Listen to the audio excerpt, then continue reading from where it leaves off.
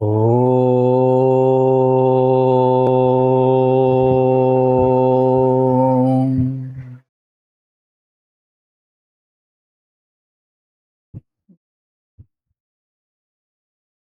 ಓಂ ಸಹನಾ ಭವತು ಸಹನೌ ಭುನಕ್ತು ಸಹ ವೀರ್ಯಂಕರವಾವಹೈ ತೇಜಸ್ವಿನಾವಧೀತಮಸ್ತು ಮಾ ವಿದ್ವಿಷಾವಹೈ. ಓಂ ಶಾಂತಿ ಶಾಂತಿ ಶಾಂತಿ. ಗುರುರ್ಬ್ರಹ್ಮ ಗುರುರ್ವಿಷ್ಣು ಗುರುರ್ದೇವೋ ಮಹೇಶ್ವರಃ ಗುರುರೇವ ಪರಂ ಬ್ರಹ್ಮ ತಸ್ಮೈ ಶ್ರೀ ಗುರವೇ ನಮಃ. ವಸುದೇವ ಸುತಂ ದೇವಂ ಕಂಸಚಾಣೂರಮರ್ದನಂ ದೇವಕೀ ಪರಮಾನಂದಂ ಕೃಷ್ಣಂ ವಂದೇ ಜಗದ್ಗುರು. ಕೃಷ್ಣಂ ವಂದೇ ಜಗದ್ಗುರು. ನಿತ್ಯ ಜೀವನದಲ್ಲಿ ಅಧ್ಯಾತ್ಮ ಪ್ರವಚನ ಮಾಲಿಕೆಯ ಇಂದಿನ ಪ್ರವಚನವನ್ನ ಬಹಳ ಸುಂದರವಾಗಿರ್ತಕ್ಕಂಥ ಒಂದು ಕಥೆಯ ಮೂಲಕ ನಾವು ಆರಂಭ ಮಾಡೋಣ. ಒಂದು ಆಶ್ರಮದಲ್ಲಿ ರಾತ್ರಿ ಸಮಯ, ರಾತ್ರಿ ಊಟಕ್ಕಿಂತ ಮೊದಲು ಗುರುಗಳು ಒಂದು ಪ್ರವಚನವನ್ನ ಮಾಡ್ತಿದ್ರು.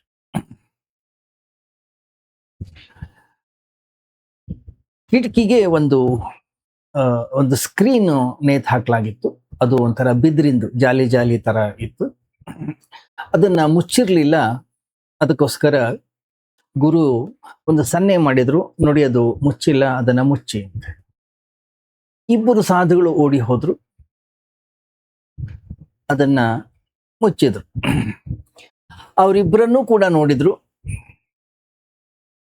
ನೋಡಿ ಗುರುಗಳು ಹೇಳಿದ್ರು, ಮೊದಲನೇ ಅವನ ಸಾಧನ ಸ್ಥಿತಿ ಚೆನ್ನಾಗಿದೆ, ಎರಡನೇ ಒಂದು ಅಷ್ಟು ಚೆನ್ನಾಗಿಲ್ಲ. ಇಬ್ರು ಮಾಡಿದ್ದು ಒಂದೇ ಕೆಲಸ, ಆದ್ರೆ ಗುರುಗಳು ಈ ರೀತಿಯಲ್ಲಿ ಅಭಿಪ್ರಾಯವನ್ನ ಕೊಟ್ರು. ಗಮನಿಸಿ, ಜೀವನದ ಈ ಒಂದು ಕಥೆ ಏನಿದೆ ಇದನ್ನು ಅರ್ಥ ಮಾಡ್ಕೊಳ್ಳೋದು ಅತ್ಯಗತ್ಯ. ಒಬ್ಬ ವ್ಯಕ್ತಿಯ ಪರಿಚಯ ದೊಡ್ಡ ದೊಡ್ಡ ಕರ್ಮಗಳಿಂದ ಆಗೋದಿಲ್ಲ, ಸಣ್ಣ ಸಣ್ಣ ಘಟನೆಗಳಿಂದ ಆಗ್ತದೆ.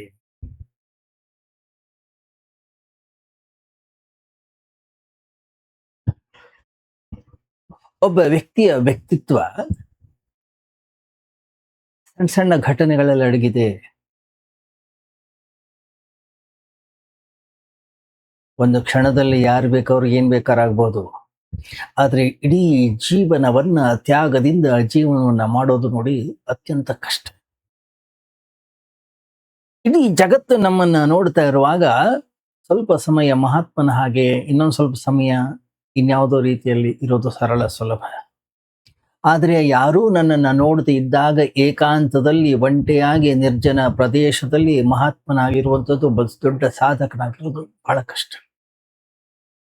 ದೊಡ್ಡ ದೊಡ್ಡ ಕೆಲಸಗಳನ್ನ ಈ ಜಗತ್ತಲ್ಲಿ ಯಾರು ಬೇಕಾದ್ರೂ ಕೂಡ ಮಾಡಬಹುದು, ಆದ್ರೆ ಸಣ್ಣ ಸಣ್ಣ ಕೆಲಸಗಳಲ್ಲಿ ನಮ್ಮ ನಿಜವಾದ ವ್ಯಕ್ತಿತ್ವದ ಪರಿಚಯವಾಗುತ್ತೆ. ನಮ್ಮ ಸಣ್ಣ ಪುಟ್ಟ ಕರ್ಮಗಳು, ಕ್ರಿಯೆಗಳು ನಾವು ಯಾರು ಅನ್ನೋದನ್ನು ಹೇಳ್ಕೊಡ್ತೇವೆ. ಉಪವಾಸವನ್ನ ಮಾಡಿ ಅದರಿಂದ ಏನೂ ಆಗುವುದಿಲ್ಲ, ಆದ್ರೆ ಇತರರ ಕಣ್ಣುಗಳಿಗೆ ತೋರಿಸ್ಲಿಕ್ಕೆ ಮಾಡಿರ್ತಕ್ಕಂಥದ್ದೊಂದು ಯೋಜನೆ ಅಷ್ಟೇ. ಕೆಲವು ಜನ ಬೆತ್ತಲೆಯಾಗಿ ನಿಂತುಕೊಳ್ತಾರೆ. ಬೆತ್ತಲೆಯಾಗಿ ನಿಂತ್ಕೊಳ್ಳೋದ್ರಿಂದ ಏನಾಗುತ್ತೆ? ಯಾಕೆಂದ್ರೆ ನಾನು ಬೆತ್ತಲೆಯಾಗಿ ನಿಂತ್ಕೊಂಡ್ರು ಕೂಡ ನನ್ನ ದೃಷ್ಟಿ ಬೇರೆಯವರ ಮೇಲೆ ಇದೆ.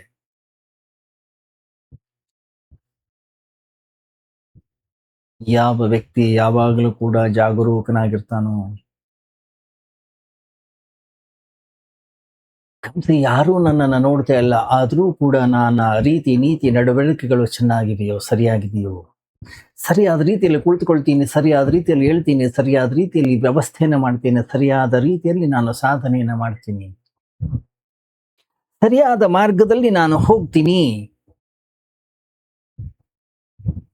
ಎಷ್ಟೋ ಬಾರಿ ನಮಗೆ ಗೊತ್ತಿರೋದಿಲ್ಲ, ಯಾರೂ ನಮ್ಮನ್ನ ನೋಡ್ತಾ ಇರೋದಿಲ್ಲ ಹೊರಗಡೆ ಜಗತ್ನಲ್ಲಿ. ಆದ್ರೆ ಯಾರಿಗೂ ಕೂಡ ತೋರಿಸುವ ಆಲೋಚನೆಯೂ ಕೂಡ ನಮಗಿರೋದಿಲ್ಲ. ಆ ಕ್ಷಣದಲ್ಲಿ ನಾನು ಮಾಡುವ ಕೆಲಸ, ಕರ್ಮ ನನ್ನ ಆತ್ಮದ ಅಭಿವ್ಯಕ್ತಿಯಾಗಿರ್ತದೆ.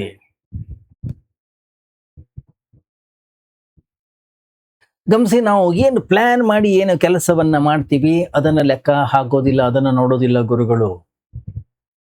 ಯಾಕಂತಂದ್ರೆ ಏನೇ ಪ್ಲಾನ್ ಮಾಡ್ಲಿ ಅದರಲ್ಲೊಂದು ವಂಚನೆ ಇರುತ್ತೆ. ಯೋಚನೆ ಇಲ್ಲದೆಯೇ ಸಹಜವಾಗಿ ಸಂಭವಿಸಿದ ಕರ್ಮಗಳ ಲೆಕ್ಕವನ್ನ ಬಿಡ್ತಾರೆ. ನಮಗೆ ಅರಿವು ಇಲ್ಲದೆ ಇದ್ದಾಗ, ವ್ಯವಸ್ಥೆ ಮಾಡಿಕೊಳ್ಳಲಿಕ್ಕೆ ನಮ್ಮ ಹತ್ರ ಸಮಯ ಅಥವಾ ಸೌಕರ್ಯ ಇಲ್ಲದಿದ್ದಾಗ, ಆ ಕ್ಷಣದ ಆ ಕರೆ ಮೇರೆಗೆ ನಮ್ಮ ಜೀವನದಲ್ಲಿ ನಡೀತಕ್ಕಂಥ ಆ ಘಟನೆಗಳಲ್ಲಿ ನಮ್ಮ ನಿಜವಾದ ರೂಪ ಕಾಣಿಸ್ತದೆ. ಅದೇ ನಿಜವಾದ ಕನ್ನಡಿ. ಯಾರೋ ನಮ್ಮನ್ನು ಬೈದ್ರು, ಆ ಒಂದು ಕ್ಷಣ ನಮ್ಮ ಮುಖದಲ್ಲಿ ಆಗ್ತಕ್ಕಂಥ ಭಾವನೆ, ಮರುಕ್ಷಣವೇ ನಮ್ಮನ್ನು ನಾವು ನಿಭಾಯಿಸ್ಕೊಳ್ಬಹುದು. ಆದ್ರೆ ಅದೇ ಮೊದಲ ಕ್ಷಣದಲ್ಲಿ, ಆ ಒಂದು ಅವಿಭಾಜ್ಯ ಕ್ಷಣ, ಆ ಕಡೆಯಿಂದ ಬೈಗಳು ಬಂದ ತಕ್ಷಣ ನಮ್ಮ ಮುಖದಲ್ಲಿ ಮೂಡಿದ ಒಂದು ಭಾವನೆ ಏನದು? ಅದೊಂದು ಝಲಕ್ ಅಷ್ಟೆ. ಬೈದವನಿಗೂ ಕೂಡ ಅದು ಕಾಣಿಸ್ತಾ ಇರಬಹುದು, ಯಾಕಂದ್ರೆ ಅವನು ಬೈಗೊಳದ ಆ ಕೋಪದಲ್ಲಿ ಮುಳುಗ್ಬಿಟ್ಟಿರ್ತಾನೆ. ಆದ್ರೆ ಸದ್ಗುರು ಯಾರ ಜೀವನದಿಂದ ಎಲ್ಲಾ ರೀತಿಯ ಆವೇಶದ ಜ್ವರ ಅನ್ನುವಂಥದ್ದು ಹೊರಟು ಹೋಗಿರ್ತದೋ ಅವರು ಶಿಷ್ಯರ ನಿಜ ಸ್ವರೂಪವನ್ನ ಕಾಣ್ಲಿಕ್ಕೆ ಇಂಥ ಕ್ಷಣಗಳನ್ನ ಕಾಯ್ತಾ ಇರ್ತಾರೆ. ಶಿಷ್ಯ ಯಾವುದೇ ನಾಟಕ ಅಥವಾ ಯೋಜನೆ ಮಾಡದೇ ಇರತಕ್ಕಂಥ ಕ್ಷಣ. ಯಾಕೆ ಹೇಳಿ? ನಮ್ಮ ಸಣ್ಣ ಸಣ್ಣ ಕರ್ಮಗಳೇ ನಮ್ಮ ಆತ್ಮದ ಪ್ರತಿಬಿಂಬ, ನಮ್ಮ ವ್ಯಕ್ತಿತ್ವದ ಪ್ರತಿಬಿಂಬ. ನಾವು ನಿದ್ದೆ ಮಾಡ್ತಿರುವಾಗ ಹೆಚ್ಚು ಸತ್ಯವಂತರ ಹಾಗೆ, ನಿಷ್ಠಾವಂತರ ಹಾಗೆ ಕಾಣಿಸ್ತೀವಿ. ಮನೋವಿಜ್ಞಾನಿಗಳು ನಮ್ಮ ಜಾಗೃತ ಸ್ಥಿತಿಯ ಬಗ್ಗೆ ಅಷ್ಟೊಂದು ಚಿಂತನೆ ಮಾಡೋದಿಲ್ವಂತೆ. ನಮ್ಮ ಕನಸುಗಳನ್ನ ಕುರಿತು ಚಿಂತನೆಯನ್ನು ಮಾಡ್ತಾರಂತೆ. ನಮ್ಮ ವ್ಯಕ್ತಿತ್ವಕ್ಕಿಂತ ನಮ್ಮ ಕನಸುಗಳೇ ಹೆಚ್ಚು ನಿಜ. ಯಾಕೆಂತಂದ್ರೆ ವ್ಯಕ್ತಿತ್ವದಲ್ಲಿ ನಾವು ಮೋಸ ಮಾಡುತ್ತೀವಿ.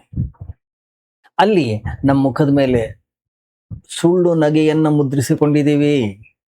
ಅಲ್ಲಿ ನಾವು ಯಾರು ಅಂತ ಕಂಡು ಹಿಡಿಯೋದು ಬಹಳ ಕಷ್ಟ. ಯಾಕೆಂದ್ರೆ ಅಲ್ಲಿ ಎಷ್ಟು ಮುಖವಾಡಗಳನ್ನ ನಾವು ಹೊದ್ಕೊಂಡಿದ್ದೀವಿ ಅಂತಂದ್ರೆ, ಹೆಚ್ಚು ಕಡಿಮೆ ನಮ್ಮನ್ನ ನಾವು ಸಂಪೂರ್ಣವಾಗಿ ಕಳ್ಕೊಂಡಿದ್ದೀವಿ. ಆದ್ರಿಂದ ಒಬ್ಬ ಮನೋವಿಜ್ಞಾನಿ ನಮ್ಮ ಕನಸುಗಳ ಒಳಗೆ ಇಳಿಯಬೇಕಾಗ್ತದೆ. ಬಹುಶಃ ನಮ್ಮ ನಿಜವಾದ ಮುಖ, ನಿಜವಾದ ವ್ಯಕ್ತಿತ್ವ ಅಲ್ಲಿ ಸಿಗ್ತದೇನೋ. ಗಮನಿಸಿ, ನಾವು ಬೆಳಗಿನ ಹೊತ್ತು ದೇವಸ್ಥಾನಕ್ಕೆ ಹೋಗ್ಬೋದು, ಮಸೀದಿಗೆ ಹೋಗ್ಬೋದು, ಚರ್ಚಿಗೆ ಹೋಗ್ಬೋದು, ಒಳಗಡೆ ಕೂತ್ಕೊಂಡು ಪ್ರಾರ್ಥನೆಯನ್ನು ಮಾಡಬಹುದು. ಆ ಪ್ರಾರ್ಥನೆಗಳಿಗೆ ಯಾವುದೇ ಮೌಲ್ಯ ಇಲ್ಲ.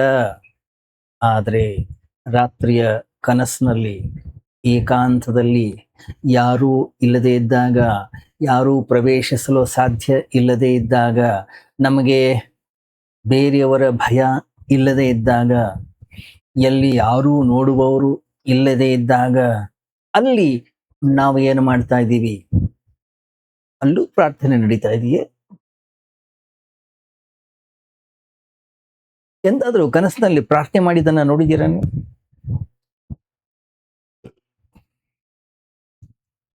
ಊರು ಸುತ್ತಿರಬಹುದು, ಕುಡ್ದಿರಬಹುದು, ಕಳ್ತನ ಮಾಡಿರಬಹುದು, ಕೊಲೆಯನ್ನು ಮಾಡಿರಬಹುದು. ಕನಸಿನಲ್ಲಿ ಪ್ರಾರ್ಥನೆ? ಕನಸಿನಲ್ಲಿ ಯಾರಾದ್ರೂ ಗುಡಿ ಬಾಗಿಲನ್ನ ಹೋಗಿ ತಟ್ಟಿದ್ದೇನಾದ್ರೂ ನೆನಪಿದೆಯಾ? ಕೇಳಿ. ಕನಸು ಮಾತ್ರ ನಮ್ಮ ಬಗ್ಗೆ ನಿಜವಾದ ಸುದ್ದಿಯನ್ನ ಕೊಡ್ತದೆ. ಯಾಕಂದ್ರೆ ಕನಸಿನಲ್ಲಿ ಸುಳ್ಳು ಹೇಳೋದನ್ನ ನಾವು ಇನ್ನೂ ಕಲ್ತಿಲ್ಲ.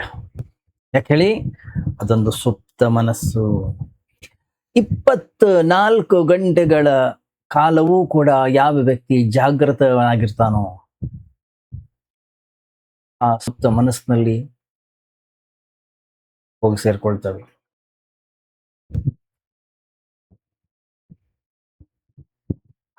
ಸುಪ್ತ ಮನಸ್ಸಿನಲ್ಲಿ ನಾವು ನಮ್ಮ ನಿಜವಾದ ವ್ಯಕ್ತಿತ್ವದ ಪರಿಚಯ ಪ್ರಕಟವಾಗ್ತದೆ.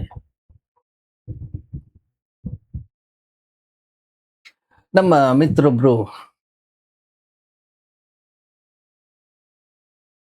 ಅಮೆರಿಕದವರು ಹೀಗೆ ತಮಾಷೆಗೆ ಅದು ಇದು ಮಾತಾಡುವಾಗ ಅನೇಕ ದೃಷ್ಟಾಂತಗಳನ್ನು ಹೇಳೋಳು. ನಾವು ಹೇಗೆ ನಮ್ಮ ಇಲ್ಲಿಯ ಭಾರತೀಯ ಕಥೆ, ಋಷಿಮುನಿಗಳ ಕಥೆಯನ್ನ, ಪುರಾಣ ಪುಣ್ಯ ಕಥೆಗಳನ್ನು ಹೇಳಿದಾಗೆ ಅಲ್ಲಿ ಕೂಡ ಸ್ವಾಮೀಜಿ ಸುಮ್ಮನೆ ಹೇಳಿ ಇಲ್ಲೂ ಒಂದಿಷ್ಟು ಸುಮಾರು ಪ್ರಚಲಿತವಾದಂತಹ ಕಥೆಗಳಿವೆ. ಯಾವುದೇ ರೀತಿಯ ರಾಗದ್ವೇಷಗಳಿಲ್ಲ, ಯಾವುದೇ ರೀತಿಯ ಭಿನ್ನಾಭಿಪ್ರಾಯಗಳಿಲ್ಲ. ಹೀಗೆ ಕ್ಯಾಥೋಲಿಕ್ ಪಾದ್ರಿ ಮತ್ತು ಅವನ ಸ್ನೇಹಿತ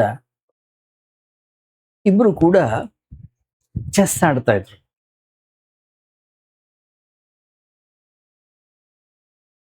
ಪಾದ್ರಿ ಒಂದು ಮೂವ್, ಇವನೊಂದು ಆಡ್ತಾ ಇದ್ದ. ಹೀಗೆ ಆಟ ಆಡ್ತಾ ಇರ್ಬೇಕಾದ್ರೆ ಒಂದು ತಪ್ಪಾದಂತಹ ನಡೆಯನ್ನ ಪಾದ್ರಿ ನಡೆಸ್ಬಿಟ್ಟ.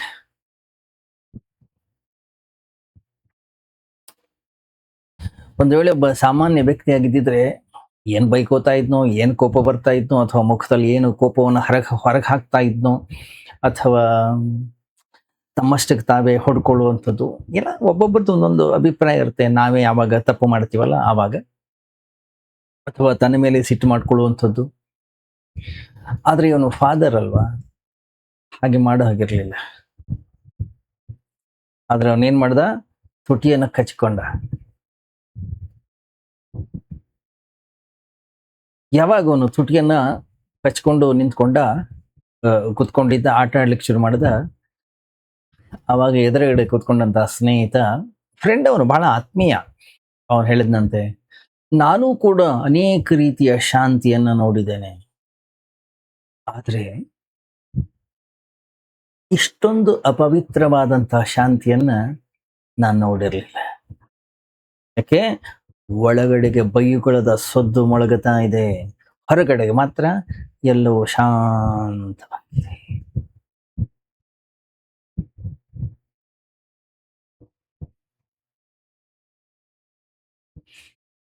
ಗಮನಿಸ್ಬೇಕು ನೀವು, ಒಬ್ಬೊಬ್ರು ಒಂದೊಂದು ರೀತಿ ಜನ.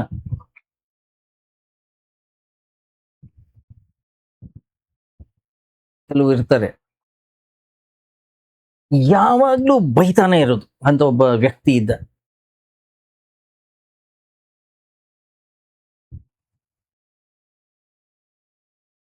ಜನ ಹೇಳಿದ್ರು, ಹೇ ನಿಲ್ಸ್, ಎಷ್ಟು ಕೆಟ್ಟ ಕೆಟ್ಟ ಮಾತುಗಳನ್ನು ಬೈತೀಯ, ಇನ್ಮೇಲೆ ಬೈಬಾರ್ದು, ಒಳ್ಳೆ ಮಾತುಗಳನ್ನ ಆಡೋದು, ನಿಲ್ಸಿದ್ದನ್ನ.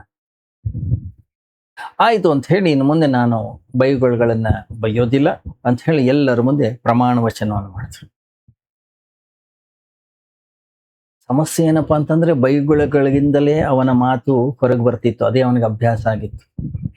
ಬೈಗುಳ ಇಲ್ಲದೆ ಅವನಿಗೆ ಮಾತಾಡ್ಲಿಕ್ಕೆ ಬರ್ತಾ ಇರಲಿಲ್ಲ. ಅದು ಇಲ್ಲದೆ ವಾಕ್ಯವನ್ನ ಅವನ ಬಳಿ ಹುಡ್ಕೋದು ಬಹಳ ಕಷ್ಟ ಇತ್ತು. ಸಮಸ್ಯೆ ಏನಂತಂದ್ರೆ ಈಗ ಪ್ರಮಾಣ ಬೇರೆ ಮಾಡ್ಬಿಟ್ಟಿದ್ದಾನೆ, ಬಹಳ ಕಷ್ಟಕ್ಕೀಡಾದ ಅವನು. ಫಸ್ಟ್ ಡೇನೆ ಬಹಳ ಪ್ರಾಬ್ಲಮ್ ಆಗ್ಬಿಡ್ತು. ಒಬ್ಬ ಸ್ನೇಹಿತನ ಮನೆಗೆ ಊಟಕ್ಕೆ ಹೋಗಿದ್ದ. ಕೆಲಸದವಳು ಟೀ ತಂದು ಕೊಡ್ತಾ ಇದ್ಲು. ಜಾರಿ ಇವನ ಬಟ್ಟೆ ಮೇಲೆ ಬಿತ್ತು, ಕೈ ಕೂಡ ಸುಟ್ಟೋಯ್ತು, ಬಟ್ಟೆ ಗಲೀಜಾಯ್ತು. ಸಮಸ್ಯೆ ಏನಂತಂದ್ರೆ ಬೈಬಾರ್ದು ಅಂತ ಆಣೆ ಮಾಡಿದ್ದ, ಅವತ್ತೇ ಆಣೆ ಮಾಡಿದ್ದ. ಆಣೆ ಮಾಡಿ ಬಂದದ್ದಷ್ಟೇ ಇನ್ನೂ ಮರೆತಿರ್ಲಿಲ್ಲ, ಯಾಕೆ ಇನ್ನೂ ಹಸಿ ಹಸಿ ಆಗಿತ್ತದು. ಆದ್ರೆ ಚಾಯ್ ಬಿಸಿ ಇತ್ತು. ಆದ್ರೆ ತುಂಬಾ ಜನರಿದ್ರಲ್ಲಿ. ತಕ್ಷಣ ಎದ್ದು ನಿಂತ್ಕೊಂಡು ಹೇಳ್ದ, ಹೇ ಮಿತ್ರರೇ, ನಾನು ಒಂದು ವೇಳೆ ಇವತ್ತು ಬೈಯೋದಿಲ್ಲ ಅಂತ ಹೇಳಿ ಆಣೆ ಮಾಡಿರದೆ ಇದ್ದಿದ್ರೆ ಈ ಹೆಂಗಸಿಗೆ ನಾನು ಏನು ಹೇಳ್ತಾ ಇದ್ನೋ, ನಿಮ್ಮಲ್ಲಿ ಯಾರಾದ್ರೂ ಎದ್ದು ನಿಂತೊಳಗೆ ಹೇಳ್ಬಿಡಿ ಅದನ್ನ.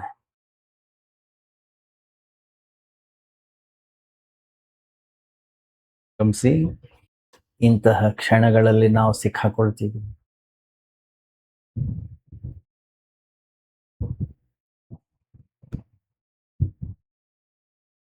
ನನ್ನ ಅಂತಃಕರಣದ ಒಳಗಡೆಗೆ ಏನು ಗೊಂದಲ ಇದೆ ಅಂತ ಹೇಳಿ ನನ್ನ ಮುಖದಲ್ಲಿ ನಾನು ತೋರಿಸದೆ ಇದ್ರೂ ಕೂಡ ನನ್ನ ಕೈ ಕಾಲುಗಳು ಅದನ್ನ ತೋರಿಸ್ಕೊಡ್ತವೆ.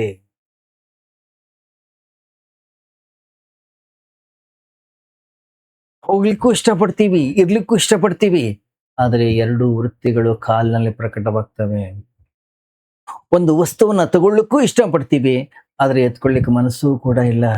ಆವಾಗ ನಮ್ಮ ಕೈ ಹಿಂಜರಿತದೆ. ಬಹುಶಃ ಅದು ನಮ್ಗೆ ತಿಳಿದೇ ಇರಬಹುದು. ಆದರೆ ಯಾರಾದ್ರೂ ನಮ್ಮನ್ನ ಗಮನಿಸ್ತಾ ಇದ್ರೆ, ಯಾರಾದ್ರೂ ನಮ್ಮನ್ನ ನೋಡ್ತಾ ಇದ್ರೆ, ನಮ್ಮ ಕೈ ಹಿಂಜರಿಯೋದನ್ನ ಅವರು ಗುರುತಿಸ್ತಾರೆ.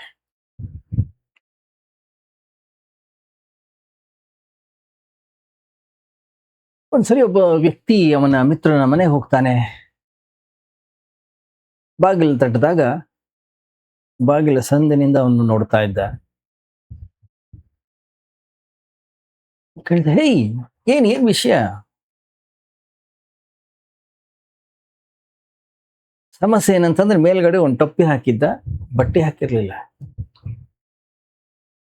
ಅಯ್ಯೋ ಪರವಾಗಿಲ್ಲ, ಒಳಗ್ ಬನ್ನಿ, ನೀವೇನು ನಮ್ಮವರೇ ತಾನೆ, ನಿಮ್ಮ ಹತ್ರ ಹೇಳಲಿಕ್ಕೆ ಏನಿದೆ, ನಿಮ್ಮ ಹತ್ರ ಹೇಳ್ಕೊಳ್ಬೋದು, ಯಾಕಂದ್ರೆ ನೀವೇನ್ ಬೇರೆ ಅಲ್ಲ. ಮಿತ್ರ ಕೇಳಿದ, ಬಟ್ಟೆನೇ ಹಾಕೊಂಡಿಲ್ಲ, ಹಾಗೆ ಓಡಾಡ್ತಾ ಇದೀಯ ಮನೆಯಲ್ಲಿ, ಏನಾಗಿದೆ ನಿನ್ಗೆ? ಈ ಟೈಮಲ್ಲಿ ಯೂಶಲಿ ಯಾರು ನನ್ನ ನೋಡ್ಲಿಕ್ಕೆ ಬರೋದಿಲ್ಲ, ಅದರಿಂದ ಬಟ್ಟೆ ಹಾಕೊಳ್ಳೋ ಅವಶ್ಯಕತೆ ಇಲ್ಲ. ಮತ್ತೆ ಟೊಪ್ಪಿ ಹಾಕೊಂಡಿದೀಯ? ಯಾರಾದ್ರೂ ಥಟ್ ಅಂತ ಬಂದ್ಬಿಟ್ರೆ? ಎಂತ ದ್ವಂದ್ವ ಇದು!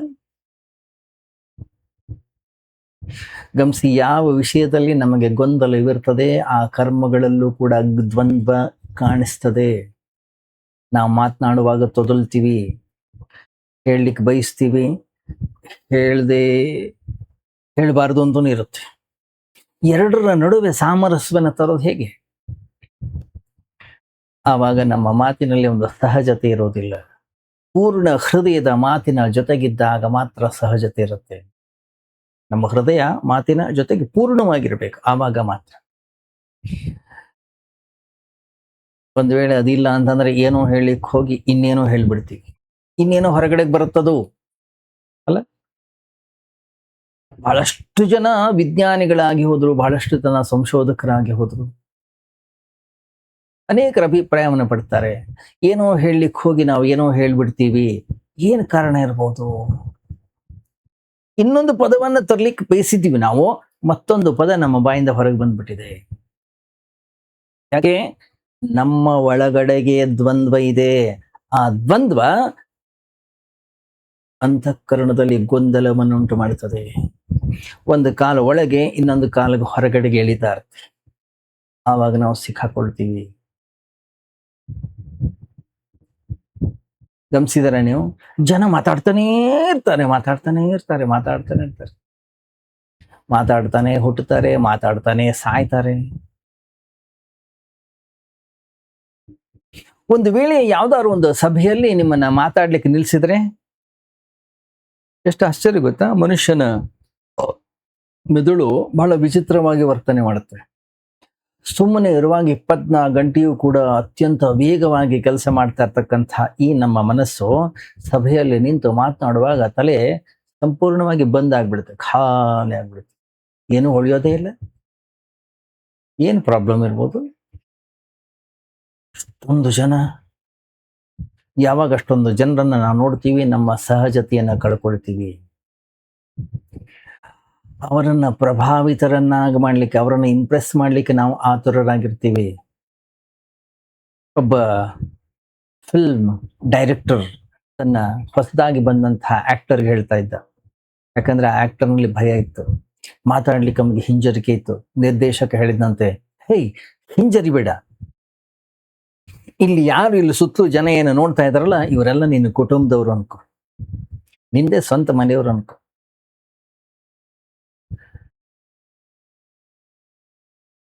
ಇವರನ್ನೇನೋ ನಾನು ನನ್ನ ಕುಟುಂಬದವರು ಅಂತ ನಾನು ಭಾವಿಸ್ಬೋದು, ಆದ್ರೆ ಇವರ ಮುಖದಲ್ಲಿ ನನ್ನ ಬಗ್ಗೆ ಏನು ಒಂದು ನಿಂದನೆಯ ಭಾವನೆ ಏನು ಕಾಣಿಸ್ತದಲ್ಲ, ಆವಾಗ ನನ್ನ ಗಮನ ಎಲ್ಲ ಅಲ್ಲಿ ಹೋಗುತ್ತೆ. ಅಯ್ಯೋ ಹುಚ್ಚ, ಮನೆಯವ್ರ ಬಗ್ಗೆ ಯಾರಾದರೂ ಗಮನ ಕೊಡ್ತಾರೆಯೇ? ಸಂಬಂಧಿಕರನ್ನ ಯಾರಾದರೂ ಅಷ್ಟೊಂದು ಗಮನ ಇಟ್ಟು ನೋಡ್ತಾರೆಯೇ? ಯಾರು ನೋಡ್ತಾರೆ? ಅವ್ರ ಮುಖ ಯಾರು ನೋಡ್ತಾರೆ? ಗಂಡ ಎಂದಾದ್ರೂ ಹೆಂಡತಿಯ ಮುಖವನ್ನ ದಿಟ್ಟಿಸಿ ನೋಡ್ತಾನೇನು? ಬೇರೆಲ್ಲ ಕಡೆಗೆ ದಿಟ್ಟಿಸಿ ನೋಡ್ತಾನೆ. ಹೆಂಡತಿ ಎಂದಾದ್ರೂ ಗಂಡನ ಮುಖವನ್ನ ನೋಡ್ತಾಳೆ? ಇವರೆಲ್ಲ ಸಂಬಂಧಿಕರು ಅನ್ಕೋ, ಗಮನ ಕೊಡೋದನ್ನ ಬಿಡು.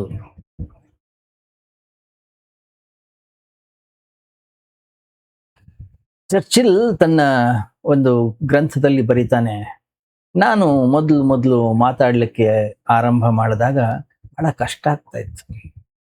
ಜನರನ್ನ ನೋಡಿದ ಕೂಡಲೇ ಹೊರಗಡೆಗೆ ಭಯ ಆಗ್ತಾ ಇತ್ತು. ನಾನು ಹೇಳೋ ಮಾತು ಇಂಪ್ರೆಸಿವ್ ಆಗಿರುತ್ತೋ ಇಲ್ಲವೋ, ಅವರನ್ನ ಪ್ರಭಾವಿತಗೊಳಿಸ್ತದೋ ಇಲ್ವೋ, ಅಥವಾ ನಾನು ಎಲ್ಲಾದ್ರೂ ಎಡು ಬಿಡ್ತೇನಾ, ಅಥವಾ ನಾನೇನು ಪ್ರಿಪೇರ್ ಆಗಿ ಬಂದಿದ್ದೀನಿ ಆ ವಿಷಯ ನಂಗೆ ನೆನಪಿಗೆ ಬರುತ್ತೋ ಇಲ್ಲೋ, ಹೆದರಿಕೆ ಆಗ್ತಾ ಇತ್ತು. ಆಗ ಒಬ್ಬ ಪ್ರಸಿದ್ಧ ಭಾಷಣಕಾರ ಅವನಿಗೆ ಹೇಳಿದ, ಹುಚ್ಚ, ನಂದೊಂದು ನಿಯಮ ಇದೆ. ಸಭಾಂಗಣದ 4 ಕಡೆಗೆ ನೋಡಿ ಮನಸ್ಸಿನಲ್ಲೇ ನಾ ಹೇಳ್ಕೊಳ್ತೇನೆ, ಈ ಏನು ಸಭಾಂಗಣಕ್ಕೆ ಬಂದಿದ್ದೀನಿ, ಯಾವ ಊರಿಗೆ ಬಂದಿದ್ದೀನಿ, ಈ ಊರಲ್ಲಿ ಇರೋರೆಲ್ಲರೂ ಮೂರ್ಖರು, ಮತ್ತೆ ಇವರೆಲ್ಲ ಬಂದವ್ರು ಯಾರು? ಇವರೆಲ್ಲ ಕತ್ತೆಗಳು. ಆವಾಗ ನಂಗೆ ಸಮಾಧಾನ ಆಗುತ್ತೆ. ಇವ್ರಿಗೆಲ್ಲ ನಾನು ಯಾಕೆ ಹೆದರ್ಬೇಕು? ಇವ್ರನ್ನ ಏನಕ್ಕೆ ನಾನು ಇಂಪ್ರೆಸ್ ಮಾಡ್ಬೇಕು?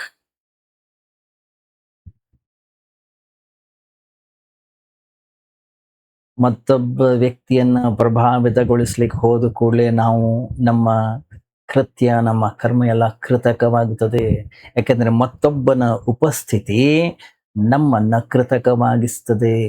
ಆದ್ರಿಂದ ಬೇರೆಯವರ ಉಪಸ್ಥಿತಿಯಲ್ಲಿ ನಮ್ಮ ಅಸ್ವಸ್ಥತೆ ಎದ್ದು ಕಾಣಿಸ್ತದೆ. ಅವರು ಏನೂ ಹೇಳದೇ ಇರ್ಬೋದು, ಯಾವುದೇ ರೀತಿಯ ಸಂಭಾಷಣೆ ನಡೆಯದೇ ಇದ್ರೂ ಕೂಡ ಇನ್ನೊಬ್ಬ ಇದಾನೆ ಅಂದ ಕೂಡಲೇ ನಾವು ಸ್ವಾತಂತ್ರ್ಯವನ್ನು ಅನುಭವಿಸೋದಿಲ್ಲ, ಫ್ರೀ ಆಗಿರೋದಿಲ್ಲ. ನಾವು ಯಾರಾದರೂ ನಮ್ಮನ್ನೇ ನೋಡ್ತಾ ಇದ್ದಾರೆ, ಯಾರು ಮಾತನಾಡದೇ ಇದ್ರೂ ಕೂಡ ಬೈತಾನೋ ಇಲ್ಲ, ಹೊಗಳ್ತಾನೋ ಇಲ್ಲ, ಅಥವಾ ಅವರ ಕಣ್ಣು ಪೇಲವಾಗಿದೆ, ಉದಾಸೀನವಾಗಿದೆ, ಆದರೂ ನಮ್ಮ ಅನುಭವಕ್ಕೆ ಬರುತ್ತದೆ. ಗಮನಿಸಿದ್ರೇನೆ, ಬಾತ್ರೂಮ್ ಒಳಗಡೆ ಹಾಡು ಹೇಳ್ಕೊಂಡು ಸ್ನಾನ ಮಾಡ್ತಾ ಇರ್ತೀವಿ. ಒಂದು ವೇಳೆ ಯಾರೋ ಆ ಸಣ್ಣ ತೂತಿಂದ ನಮ್ಮನ್ನ ನೋಡ್ತಾ ಇದ್ದಾರೆ ಅಂತಂದ್ರೆ, ಅಲ್ಲ ನೋಡ್ಲಿ ಬಿಡಿ, ಅವ್ರು ನೋಡ್ತಾ ಇದ್ದಾರೆ ಅಂತ ನನಗೆ ಗೊತ್ತಾದ್ರೆ ಆ ಹಾಡು ನಿಂತೋಗ್ಬಿಡುತ್ತೆ. ಯಾಕೆಂದ್ರೆ ಇನ್ನೊಬ್ಬರ ಉಪಸ್ಥಿತಿ ನಮ್ಮನ್ನ ತಕ್ಷಣ ಬದಲಾಯಿಸ್ತದೆ. ಬೇರೆಯವರು ಇದ್ದಾಗ ನಾವು ನಿಜವಾಗಿ ಏನಾಗಿದ್ದೀವೋ ಹಾಗೆ ಇರ್ಲಿಕ್ಕೆ ಸಾಧ್ಯವಿಲ್ಲ. ಯಾಕೆ? ಒಂದು ಕೃತಕತೆ ಬಂದ್ಬಿಡುತ್ತೆ, ನಟನೆ ಆರಂಭವಾಗುತ್ತೆ. ಈ ನಟನೆ 24 ಗಂಟೆನೂ ಕೂಡ ಇರುತ್ತೆ. ನಾವು ಕೂಡ ಒಂದೊಂದ್ಸರಿ ಎಡವುತ್ತೀವಿ,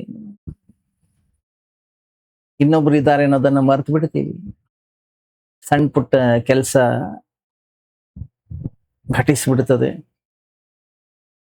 ಸಣ್ಣ ಸಣ್ಣ ಕೆಲಸಗಳ ಮೇಲೆ ಯಾರಾದ್ರೂ ಗಮನ ಕೊಟ್ಟು ಅಥವಾ ಕೊಡ್ತಾರೆ ಅಂತ ಅನ್ಸ್ಕೊಳ್ಳಲ್ಲ, ನಾವು ಭಾವಿಸೋದಿಲ್ಲ. ಆದ್ರೆ ಒಬ್ಬ ಆಕ್ಟರ್, ನಟನ ಪ್ರತಿಯೊಂದು ಕೆಲಸವನ್ನು ಕೂಡ ಜನ ಗಮನಿಸ್ತಾ ಇದ್ದಾರೆ ಅಂತ ಭಾವಿಸ್ತಾನೆ.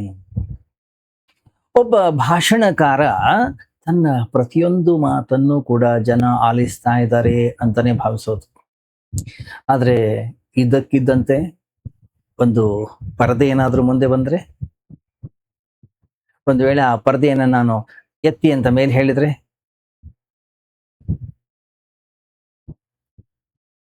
ಯಾರು ಗಮನಿಸ್ತಾ ಇದ್ದಾರೆ ಅಂತ ನೀವೇನ್ ಚಿಂತೆ ಮಾಡೋದಿಲ್ಲ. ಯಾಕೆ? ಇಷ್ಟೊಂದು ಸಣ್ಣ ವಿಷಯಕ್ಕೆ ಯಾರು ಗಮನ ಕೊಡ್ತಾರೆ? ಸೀದಾ ಪರದೆಯನ್ನು ಎತ್ತು ಬಿಡ್ತೀರಿ ನೀವು. ಆ ಎತ್ತುವ ಕ್ಷಣದಲ್ಲಿ ನಾವು ಸಹಜವಾಗಿರ್ತೀವಿ. ಆ ಕ್ಷಣದಲ್ಲಿ ನಮ್ಮ ನಿಜವಾದ ಸ್ವರೂಪದ ಅಥವಾ ನಮ್ಮ ಪ್ರತಿಬಿಂಬ ಕಾಣುತ್ತದೆ. ನಮ್ಮ ಅತ್ಯಂತ ಸಹಜವಾಗಿರ್ತಕ್ಕಂತಹ ಕರ್ಮಗಳನ್ನು ಗಮನಿಸಿದರೆ ನಮಗೆ ಗೊತ್ತಾಗುತ್ತೆ. ಯಾಕಂದ್ರೆ ನಾವು ನಿಜವಾಗಿಯೂ ಕೂಡ ಅಲ್ಲಿ ಪ್ರಕಟವಾಗ್ತಾ ಇದ್ದೀವಿ ಸಣ್ಣ ಸಣ್ಣ ಕೆಲಸಗಳಲ್ಲಿ. ಯಾವ ಕರ್ಮಗಳನ್ನ ಬಹಳಷ್ಟು ಗಮನ ಇಟ್ಟು ಮಾಡ್ತೀವಿ ಅದ್ರ ಬಗ್ಗೆ ತಲೆ ಕೆಡಿಸ್ಕೊಳ್ಳೋ ಅವಶ್ಯಕತೆ ಇಲ್ಲ. ಗಮನಿಸಿ, ನೀವು ಜೀವನದಲ್ಲಿ ಬರೀ ದುಃಖವೇ ಇದೆ, ಆದ್ರೂ ಎಲ್ರು ಕೂಡ ನಗ್ತಾ ಇರೋ ಹಂಗ ಮುಖ ಹಾಕೊಂಡಿರ್ತಾರೆ, ಮುಖಗಳು ನಗ್ತಾ ಇರ್ತವೆ. ಅವರ ತುಟಿಗಳನ್ನ ನೋಡಿ ಅವಾಗ ನಿಮ್ಗೆ ಗೊತ್ತಾಗುತ್ತೆ ಏನದು ಸುಳ್ಳು ನಗೋದು ಸತ್ಯವಲ್ಲ. ಅವರನ್ನ ಹಿಡಿದು ಬಿಡ್ಬೋದು. ಯಾಕಂದ್ರೆ ನಗೆ ಸುಳ್ಳಾಗಿದ್ರೆ ತುಟಿಗಳ ಮೇಲೆ ಒಂದು ರೀತಿಯ ಒತ್ತಡ ಇರುತ್ತೆ, ಒಂದು ಟೆನ್ಷನ್ ಇರುತ್ತೆ.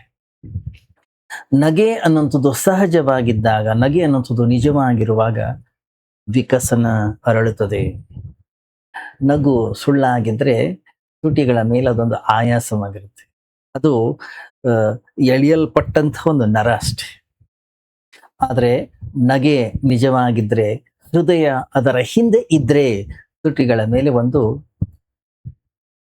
ಪ್ರಭೆ ಇರುತ್ತೆ, ಒಂದು ಬೆಳಕಿರುತ್ತೆ.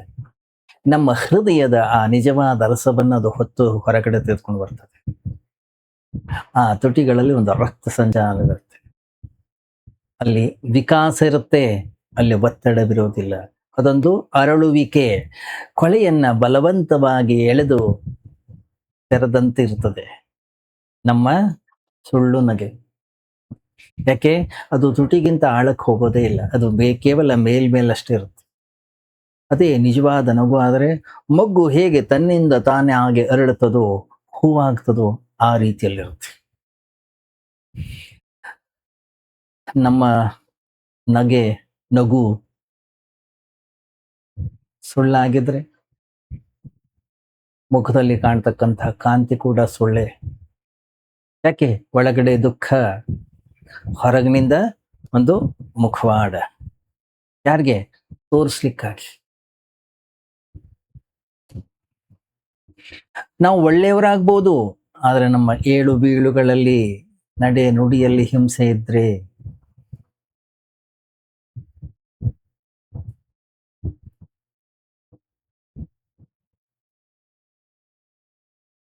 ಮಹಾವೀರ ತನ್ನ ಉಪದೇಶದಲ್ಲಿ ಒಂದು ಕಡೆ ಹೇಳ್ತಾನೆ, ಒಬ್ಬ ಸಾಧು, ಒಬ್ಬ ಸನ್ಯಾಸಿ ಎದ್ದು ಕುಳಿತು ಓಡಾಡಿದ್ರು ಕೂಡ ವಿವೇಕಪೂರ್ಣವಾಗಿರ್ತಾನೆ. ಏನಿದ್ರ ಅರ್ಥ? ಗಮನಿಸಿ, ಅಗ್ರೆಸಿವ್ ಆಗಿ ನಾವು ನಡೀಬಹುದು, ಅಗ್ರೆಸಿವ್ ಆಗಿ ಸುಮ್ಮನೆ ಕೂಡ ಕೂತ್ಕೊಳ್ಬಹುದು.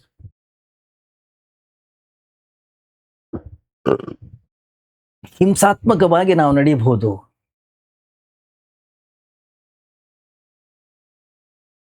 ಸಣ್ಣ ಸಣ್ಣ ಕೆಲಸಗಳಲ್ಲೂ ಕೂಡ ಹಿಂಸೆ ಹೋಗಿರುತ್ತೆ. ಅತ್ಯಂತ ಸಣ್ಣ ಸಣ್ಣ ಕರ್ಮಗಳಲ್ಲಿ ಅಲ್ಲ, ನಾವು ನೋಡುವ ರೀತಿಯಲ್ಲಿ ಹಿಂಸೆ ಇರುತ್ತೆ, ನಾವು ಮಾಡುವ ರೀತಿಯಲ್ಲಿ ಹಿಂಸೆ ಇರುತ್ತೆ. ನಮ್ಗೆ ಗೊತ್ತಿರೋಲ್ಲ.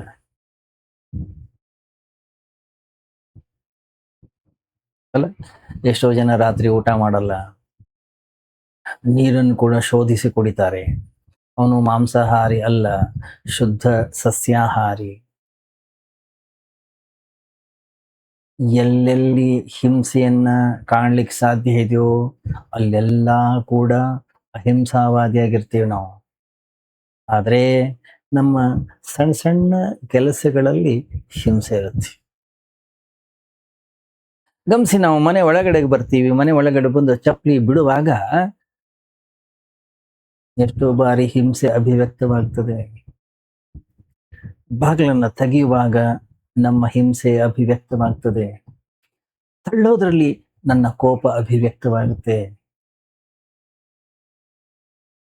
ನಾವು ಪ್ರೀತಿಯಿಂದ, ಸಂತೋಷದಿಂದ ಇದ್ದಾಗ ನಾವು ಬಾಗಿಲು ತೆಗೆಯುವ ರೀತಿ ಬೇರೆ. ನಮ್ಗೆ ಗೊತ್ತಿದೆ. ನಮ್ಮ ನಿತ್ಯ ಕರ್ಮಗಳನ್ನ ನಾವು ನೋಡೋದಿಲ್ವ?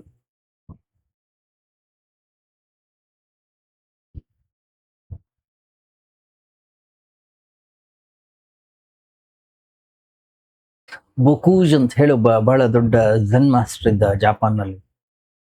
ಬಹಳ ಸುಪ್ರಸಿದ್ಧ ವ್ಯಕ್ತಿ. ಅವನ ನೋಡ್ಲಿಕ್ಕೆ ಬಹಳಷ್ಟು ಜನ ಬರೋರು. ಒಂದ್ಸರಿ ಬೆಳಿಗ್ಗೆನ ಒಂದು 10:30 ಸಮಯ ಅವನನ್ನ ನೋಡ್ಲಿಕ್ಕೆ ಒಬ್ಬ ವ್ಯಕ್ತಿ ಬಂದ. ಅವನಿಗೆ ಟೈಮ್ ಸೆನ್ಸ್ ಬಹಳ ಇತ್ತು. ಅವನು ಹೇಳಿದ ಟೈಮಿಗೆ ಅವ್ರು ಬರಬೇಕು. ಆ ರೀತಿ ಒಂದು ವ್ಯವಸ್ಥೆ ಇತ್ತು. ಯಾಕೋ ಅವತ್ತು ಅವನು ಬರುವಾಗ ಒಂದು 5 ನಿಮಿಷ ಲೇಟ್ ಆಯ್ತು ಅವನನ್ನ ಭೇಟಿಯಾಗ್ಲಿಕ್ಕೆ ಬರ್ತಕ್ಕಂಥ ಆ ಭಕ್ತ. ಲೇಟ್ ಆಯ್ತಲ್ಲ ಅಂತ ಹೇಳಿ ಬಾಗಿಲು ಸ್ವಲ್ಪ ಹೀಗೆ ಮುಂದೆ ಮಾಡಿದ್ದ ಅವನು, ಮನೆಯ ಆಶ್ರಮದ ಬಾಗಿಲನ್ನು. ಅವನು ಲೇಟ್ ಆಯ್ತಲ್ಲ ಅಂತ ಹೇಳಿ ಜೋರಾಗಿ ಬಂದು ಬಾಗಿಲನ್ನ ಜೋರಾಗಿ ತಳ್ಳಿದ. ಬಾಗಿಲು ಠಮಾರ್ ಅಂತ ಹೇಳಿ ಓಪನ್ ಆಯ್ತು. ಅಲ್ಲಿ ದಡ ದಡ ಅಂತ ಚಪ್ಪಲಿ ಬಿಟ್ಟ. ಒಂದ್ ಚಪ್ಪಲಿ ಎಲ್ಲ ಹೋಯ್ತು, ಒಂದ್ ಚಪ್ಪಲಿ ಈ ಕಡೆ ಬಂತು. ಹೋಗಿ ಬಹಳಷ್ಟು ವಿನಮ್ರತೆಯಿಂದ ತಲೆಬಾಗಿ ಅವನ ಕಾಲಿಗೆ ನಮಸ್ಕಾರ ಮಾಡಿದ. ಗೋಕೂಜಂದ, ಈ ನಮಸ್ಕಾರ ಎಲ್ಲ ನನಗೆ ಬೇಕಿಲ್ಲ. ಯಾಕೆ? ಫಸ್ಟ್ ಹೋಗಿ ಆ ಬಾಗ್ಲ ಹತ್ರ ಹೋಗಿ ಕ್ಷಮೆ ಕೇಳು. ಚಪ್ಪಲಿ ಹತ್ರ ಹೋಗಿ ಫಸ್ಟ್ ಕ್ಷಮೆ ಕೇಳು. ಆಮೇಲೆ ನನ್ನ ಹತ್ರ ಬಂದು ನಮಸ್ಕಾರ ಮಾಡು. ಯಾಕಂದ್ರೆ ನನ್ನ ಹತ್ರ ಬಂದು ನಮಸ್ಕಾರ ಮಾಡೋದು, ಶರಣಾಗತಿ ಅನ್ನೋದು ಬಹಳ ಸರಳ ಸುಲಭ. ಯಾಕೆ? ಎಲ್ರೂ ಮಾಡ್ತಾರೆ. ಚಪ್ಪಲಿ ಏನ್ ಮಾಡಿತ್ತು ನಿನ್ಗೆ? ಆ ಬಾಗ್ಲು ಏನ್ ಮಾಡಿತ್ತು ನಿನ್ಗೆ? ಯಾಕೆ ಅವುಗಳ ಜೊತೆ ಆ ರೀತಿಯ ವ್ಯವಹಾರನ ಮಾಡ್ಬೇಕಿತ್ತು ನೀನು? ಪ್ರಾಣ ತೆಗೆಯೋ ರೀತಿಯಲ್ಲಿ ನೀನು ಆ ಬಾಗಿಲನ್ನು ತಳ್ಳಿದ್ಯಲ್ಲ, ಎಷ್ಟು ಕೋಪಿಷ್ಟ ನೀನು. ಇದೇ ನಿನ್ನ ನಿಜವಾದ ವ್ಯಕ್ತಿತ್ವ. ಈಗೇನಿಲ್ಲ ನನ್ನ ಮುಂದೆ ಬಾಗ್ತಾ ಇದೆಯಲ್ಲ, ಇದು ಸತ್ಯ ಅಲ್ಲ. ನೀನು ಎಲ್ಲಿ ತನಕ ಆ ಚಪ್ಪಲಿ ಬಾಗಿಲ ಹತ್ರ ಹೋಗಿ ಕ್ಷಮೆ ಕೇಳೋದಿಲ್ಲ, ಅಲ್ಲಿ ತನಕ ನಾನು ನಿನ್ನ ಹತ್ರ ಮಾತಾಡೋಣ. ಹೋಗು. ಅವನಿಂದ, ಸರ್ ಏನು ಮಾತಾಡ್ತಾ ಇದ್ದೀರಾ? ನಾನೇನು ಹುಚ್ಚನ? ಇಲ್ಲಿ ಬೇರೆ ಎಲ್ಲರೂ ಕೂತ್ಕೊಂಡಿದ್ದಾರೆ. ನಾವು ಒಂದ್ ವೇಳೆ ಅಲ್ಲಿ ಹೋಗಿ ಏನಾದ್ರು ಕ್ಷಮೆ ಕೇಳಿದ್ರೆ ಇವರೆಲ್ಲ ಏನ್ ತಿಳ್ಕೊಳ್ತಾರೆ? ಚಪ್ಪಲಿ ಹತ್ರ ಹೋಗಿ ಯಾರೋ ಕ್ಷಮೆ ಕೇಳ್ತಾರ? ಹುಚ್ಚ ಅಂತಾರಷ್ಟೇ ನಂಗೆ ಜನ.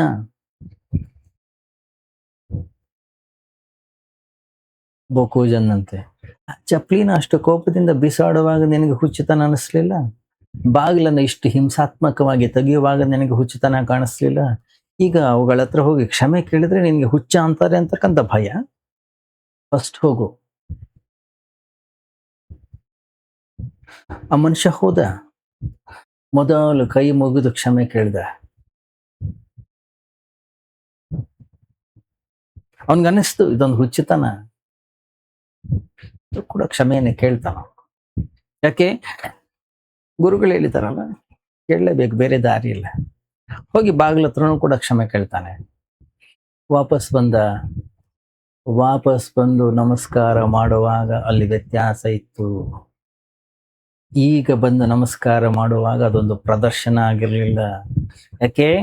ಈಗಿನ ಬಾಗುವಿಕೆಯಲ್ಲಿ ಒಂದು ಸಹಜತೆ ಇತ್ತು. ಮೊದಲಿನ ಬಾಗುವಿಕೆಯಲ್ಲಿರ್ತಕ್ಕಂಥ ಅರ್ಥ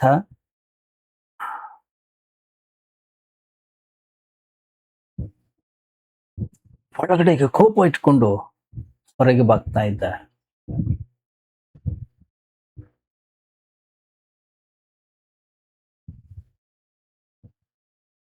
ಗಮನಿಸಿ, ಮನೆಯಲ್ಲಿ ಹೆಂಗಸರು ಸಿಟ್ಟಾದ ದಿವಸ ಮನೆಯಲ್ಲಿ ಬಹಳಷ್ಟು ಶಬ್ದಗಳು ಕೇಳಿಸ್ತಾ ಇರ್ತವೆ. ಪಾತ್ರೆಗಳೆಲ್ಲ ಮಾತಾಡ್ತಾ ಇರ್ತವೆ, ಬಾಗಿಲುಗಳೆಲ್ಲ ಮಾತಾಡ್ತಾ ಇರ್ತವೆ, ಪ್ರತಿಯೊಂದು ವಸ್ತುಗಳು ಕೂಡ ಶಬ್ದ ಮಾಡ್ತಾ ಇರ್ತದೆ. 1:6 ಟೈಮ್ಸ್. ಗಂಡ ಮನೆಗೆ ಬರುವಾಗ್ಲೇ ಒಳಗಡೆಯಿಂದ ಬರ್ತಕ್ಕಂತಹ ಶಬ್ದವನ್ನ ನೋಡಿ ಮನೆಯ ಒಡತಿ ಹೇಗಿದ್ದಾಳೆ, ಪ್ರಸನ್ನವಾಗಿದ್ದಾಳೋ ಅಪ್ರಸನ್ನಳಾಗಿದ್ದಾಳೋ ಹೇಳ್ತಾರೆ. ಯಾಕೆ? ಪಾತ್ರೆಗಳು ಹೇಳ್ತಾ ಇರ್ತವೆ, ಕಪ್ಪುಗಳು ಹೇಳ್ತಾ ಇರ್ತವೆ, ಚಮಚ ಸ್ಪೂನ್ಗಳು ಹೇಳ್ತಾ ಇರ್ತವೆ. ನನ್ನ ಕೋಪದಿಂದ ಹೀಗೆ ಆಗ್ತಾ ಇದೆ ಅಂತ ಹೇಳಿ ಅಲ್ಲಿಯ ಗೃಹಿಣಿಗೆ ಗೊತ್ತಿರಲ್ಲ. ಅವಳು ಹೇಳೋದಿಷ್ಟೇ, ಕೈ ಜಾರಿ ಬಿತ್ತಪ್ಪ, ಏನ್ ಮಾಡಕ್ಕಾಗತ್ತೆ? ನಿನ್ನೆ ಕೈ ಜಾರಿರ್ಲಿಲ್ಲ, ಮೊನ್ನೆ ಕೈ ಜಾರಿರ್ಲಿಲ್ಲ, ನಾಳೆ ಗೊತ್ತಿಲ್ಲ ಕೈ ಜಾರ್ತದ ಇಲ್ಲ, ಇವತ್ತೇ ಯಾಕಾಯ್ತು? ಹಾ, ನನ್ನ ಅಂತಃಕರಣದ ಸುಪ್ತ ಮನಸ್ಸಿನಲ್ಲಿ ಪಾತ್ರೆ ಒಡೆದು ಹೋಗ್ಲಿ ಅಂತಾನೆ ಇರುತ್ತೆ. ನನ್ನ ಜಾಗೃತ ಮನಸ್ಸು ಹೇಳುತ್ತೆ, ನಾನ್ ಬಿಟ್ಟಿಲ್ಲ, ಕೈ ಜಾರಿ ಬಿತ್ತು. ಯಾರೇನ್ ಮಾಡಕ್ಕಾಗುತ್ತೆ, ಕೈ ಎಲ್ಲರಿಗೂ ಕೂಡ ಜಾರುತ್ತೆ. ಸಮರ್ಥನೆಯನ್ನ ಮಾಡ್ಕೊಳ್ತೀವಿ ನಾವು. ಆದ್ರೆ ಈ ಎಲ್ಲ ಸಮರ್ಥನೆಗಳು ಸುಮ್ಮನೆ ಮೇಲ್ಮೆಯ ಒಂದು ವ್ಯವಸ್ಥೆ ಅಷ್ಟೇ. ಒಂದು ವೇಳೆ ಒಳಗಡೆಗೆ ಏನಾದ್ರೂ ಇಳಿಯೋದಾದ್ರೆ, ಒಳಗಡೆಗೆ ಏನಾದ್ರೂ ಒಡೆಯುವ ಆಕಾಂಕ್ಷೆ ಇದ್ರೆ, ಒಂದು ವೇಳೆ ಒಳಗಡೆಗೆ ಒಡೆಯೋದ್ರಿಂದ ಶಾಂತಿ ಸಮಾಧಾನ ಸಿಗುತ್ತೆ ಅನ್ನೋದಾದ್ರೆ, ಗಂಡನನ್ನು ಹೊಡಿಲಿಕ್ಕಾಗೋದಿಲ್ಲ, ಗಂಡನನ್ನು ಬೀಳಿಸ್ಲಿಕ್ಕಾಗೋದಿಲ್ಲ. ಅದರಿಂದ ಗಂಡ ತಂದಂತಹ ವಸ್ತುಗಳನ್ನಾದ್ರೂ ಒಡೆದಾಕ್ತೀವಿ. ಏನದು? ಅದು ಕೂಡ ಒಂದು ಸಂಕೇತವೇ. ಗಂಡನನ್ನು ಹೊಡಿಲಿಕ್ಕಾಗೋದಿಲ್ಲ, ಆ ರೋಷವನ್ನು ಎಲ್ಲಾದ್ರೂ ಒಂದು ಕಡೆ ಹೊರಗೆ ಹಾಕ್ಬೇಕಲ್ವಾ ನಾವು. ಕೋಪ ಒಳಗೆ ತುಂಬಿಕೊಂಡಾಗ ನಮ್ಮ ಪ್ರತಿಯೊಂದು ಬೆರಳಿನಿಂದಲೂ ಕೂಡ ಬೆಂಕಿ ಅಗ್ನಿ ಅನ್ಸೋದು ಕಾಣಿಸ್ಕೊಳ್ತಾ ಇರುತ್ತೆ. ನಮ್ಮ ಎಲ್ಲ ವ್ಯವಹಾರದ ಶೈಲಿ ಬದಲಾಗುತ್ತದೆ. ನಾವು ಮೊದಲನ ಹಾಗಿರೋದಿಲ್ಲ. ಏನಿದು? ನಮ್ಮ ಚಿತ್ತದ ಸ್ಥಿತಿ ಒಂಥರ ಟೆಂಪರವರಿ, ತಾತ್ಕಾಲಿಕವಾಗಿ ಹುಚ್ಚರಾಗಿರ್ತೀವಿ, ಹುಚ್ಚುತನಕ್ಕೆ ತಲುಪಿರುತ್ತೆ. ಎಷ್ಟೇ ತರ್ಕವನ್ನ ನೀಡಿದ್ರೂ ಸರಿ, ಗಮನಿಸಿ, ಲಾಜಿಕ್ ಅನ್ನ ಹುಚ್ಚರು ಕೂಡ ಕೊಡ್ತಾರೆ. ಆಕ್ಚುಲಿ ಹುಚ್ಚರು ಲಾಜಿಕ್ ಕೊಡೋದ್ರಲ್ಲಿ ತುಂಬಾ ಇಂಟೆಲಿಜೆಂಟ್. ಅವರ ತರ್ಕಗಳು ಕೂಡ ಮೇಲ್ನೋಟಕ್ಕೆ ಸರಿಯಾಗಿ ಕಾಣಿಸ್ತವೆ. ಒಬ್ಬ ಹುಚ್ಚ ಒಬ್ಬ ಸೈಕಾಟಿಸ್ಟ್ ಹತ್ರ ಹೋಗ್ತಾನೆ. ಅವನು ಹೋಗಿ ಹೇಳ್ತಾನ, ಅವನು, ಸರ್ ಅದೇನೋ ಗೊತ್ತಿಲ್ಲ, ನನಗೆ ನಾನೊಂದು ನಾಯಿ ಅನ್ನೋಂಥ ಭ್ರಮೆ ಆಗ್ಬಿಟ್ಟಿದೆ, ಏನಾದ್ರೂ ಮಾಡಿ.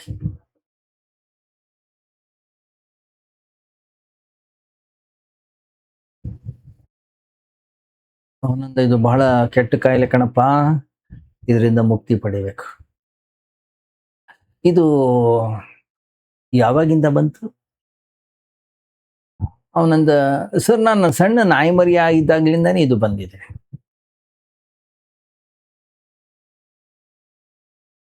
ಹುಚ್ಚುತನಕ್ಕೂ ಕೂಡ ತನ್ನದೇ ಆದಂತಹ ತರ್ಕಗಳಿರ್ತವೆ.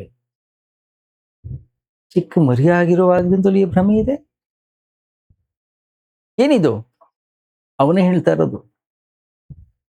ಯಾಕೆ ಇದು ಹೇಳ್ತಾ ಇರೋದು? ಜಾಗೃತ ಮನಸ್ಸು ಅವನ ಸುತ್ತ ಮನಸ್ಸಿನಲ್ಲಿ ತಾನು ನಾಯಿ ಅನ್ನೋಂಥದ್ದು ಇಳಿದು ಬಿಟ್ಟಿದೆ ಒಳಗಡೆಗೆ.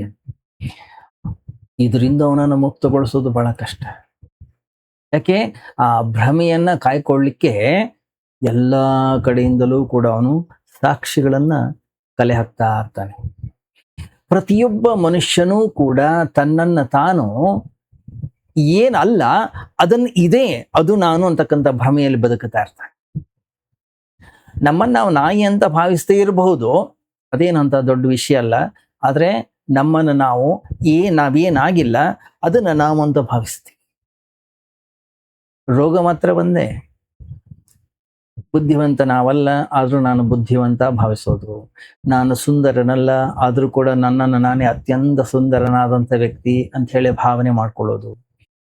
ವ್ಯಕ್ತಿ ಶಕ್ತಿಶಾಲಿ ಅಲ್ಲ ಆದ್ರೂ ಕೂಡ ನನ್ನಷ್ಟು ಶಕ್ತಿಶಾಲಿ ಈ ಜಗತ್ತಿನಲ್ಲಿ ಯಾರು ಇಲ್ಲ ಅಂತ ಹೇಳಿ ತಿಳ್ಕೊಳ್ಳೋದು. ವ್ಯಕ್ತಿ ವಿದ್ಯಾವಂತನಲ್ಲ ಆದ್ರೂ ಕೂಡ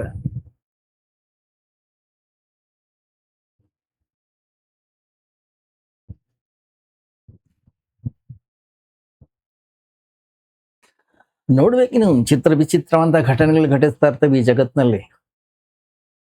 ಒಂದು ಕುಡುಕ ಒಂದು ಅಂಗಡಿಗೆ ಹೋದ, ಚೆನ್ನಾಗಿ ಕುಡಿದು ಬಿಟ್ಟಿದ್ದ. ಅವನು ಹೇಳ್ದ, ಹೇಳಿ ನೋಡಿ, ಈ ಊರಿನಲ್ಲಿ ನನಗಿಂತಲೂ ಕೂಡ ಶಕ್ತಿಶಾಲಿ ಆಗಿರ್ತಕ್ಕಂಥವ್ರು ಯಾರು ಇಲ್ಲ. ಸುತ್ತಲೂ ಜನ ಇದ್ರು, ಯಾರು ಏನೂ ಮಾತಾಡ್ಲಿಲ್ಲ. ಯಾರು ಯಾವಾಗ ಏನೂ ಮಾತಾಡ್ಲಿಲ್ಲ, ಅವನಲ್ಲಿ ಇನ್ನೂ ಸ್ವಲ್ಪ ಧೈರ್ಯ ಜಾಸ್ತಿ ಆಯ್ತು. ಅವನು ಹೇಳ್ದ, ನಗರದಲ್ಲ, ಈ ದೇಶದಲ್ಲೇ ಯಾರು ಇಲ್ಲ ನನ್ನಷ್ಟು ಶಕ್ತಿಶಾಲಿ. ಯಾವನಾದ್ರೂ ಬರ್ಲಿ, ಬೇಕಾದ್ರೆ ಸವಾಲಾಗ್ಲಿ, ಅವ್ರನ್ನ ಮಣ್ಣು ಮುಗಿಸ್ತೀನಿ ನಾನು. ಯಾರು ಏನೂ ಮಾಡಲೇ ಇಲ್ಲ. ಗಮನಿಸಿ, ಮನುಷ್ಯ ಬಹಳ ವಿಚಿತ್ರ. ಅವನ ಹುಚ್ಚು, ಅವನ ಧೈರ್ಯ ಇನ್ನೂ ಜಾಸ್ತಿ ಐತಿ.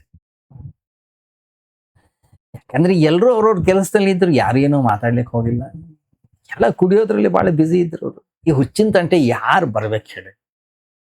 ಅವನು ಹೇಳ್ದ, ಆಯ್ತು ಕೇಳಿ, ಒಂದು ನಿಜವಾಗಿರ್ತಕ್ಕಂಥ ವಿಷಯವನ್ನು ಹೇಳ್ತೀನಿ. ಈ ಪೃಥ್ವಿಯಲ್ಲಿ ನನಗಿಂತ ಶಕ್ತಿಶಾಲಿ ಯಾರು ಇಲ್ಲ. ಅಷ್ಟೊತ್ತಿಗೆ ಒಬ್ಬ ಎದ್ದು ಬಂದ. ಅವನು ತಡ್ಕೊಳಿಕ್ ಆಗ್ಲಿಲ್ಲ, ಒಂದು ಬಾರಿಸ್ತಾವ, ಢಮಾರ್ ಅಂತ ಕೆಳಗ್ ಬಿದ್ದ. ಪ್ರಜ್ಞೆನೇ ಹೊರಟೋಯ್ತು. ಸ್ವಲ್ಪ ಹೊತ್ತಾದ್ಮೇಲೆ ಎದ್ದ, ಕಣ್ಣು ಬಿಟ್ಟು ಕೇಳ್ದ, ಅಣ್ಣ ನೀ ಯಾರು?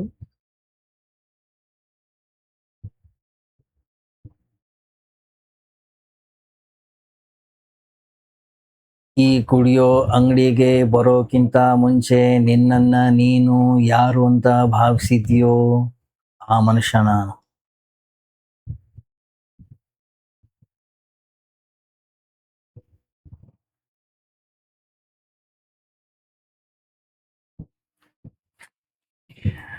ಪ್ರತಿಯೊಬ್ಬ ವ್ಯಕ್ತಿಗೂ ಕೂಡ ತಾನು ಇನ್ನೊಬ್ಬನ ಹಾಗೆ ಆಗ್ಬೇಕು ಅಂತಿರುತ್ತೆ. ತಾನು ಅಲ್ಲದೆ ಇರೋದನ್ನ ಇದೀನಿ, ತಾನು ಇಲ್ಲದೆ ಇರೋದನ್ನ ಇದೇನೆ ಅಂತ ಭಾವಿಸ್ತಾ ಇರ್ತಾನೆ. ಹಾಗೆ ಭಾವಿಸೋದು ಮಾತ್ರ ಅಲ್ಲ, ಅದನ್ನ ಪ್ರೂವ್ ಮಾಡ್ಲಿಕ್ಕೆ, ಅದನ್ನ ಸಾಬೀತುಪಡಿಸ್ಲಿಕ್ಕೆ ಎಲ್ಲ ಉಪಾಯಗಳನ್ನ ಮಾಡ್ತಾ ಇದ್ದಾನೆ. ದೊಡ್ಡ ಮನೆ ಕಟ್ತೀವಿ, ಜಗತ್ತಿಗೆ ನಾವು ತುಂಬಾ ದೊಡ್ಡವರು ಅಂತ ಗೊತ್ತಾಗ್ಲಿ. ಬಹಳಷ್ಟು ಹಣ ಸಂಗ್ರಹ ಮಾಡ್ತೀವಿ, ನಾನು ಕೂಡ ಬಹಳ ಶ್ರೀಮಂತ ಅಂತ ಇನ್ನೊಬ್ಬರಿಗೆ ಗೊತ್ತಾಗ್ಲಿ, ಪ್ರೂವ್ ಮಾಡ್ಲಿಕ್ಕೆ. ದೊಡ್ಡ ದೊಡ್ಡ ಹುದ್ದೆಗಳಿಗೆ ಹೋಗ್ತೀವಿ ನಾವು. ಯಾಕೆ?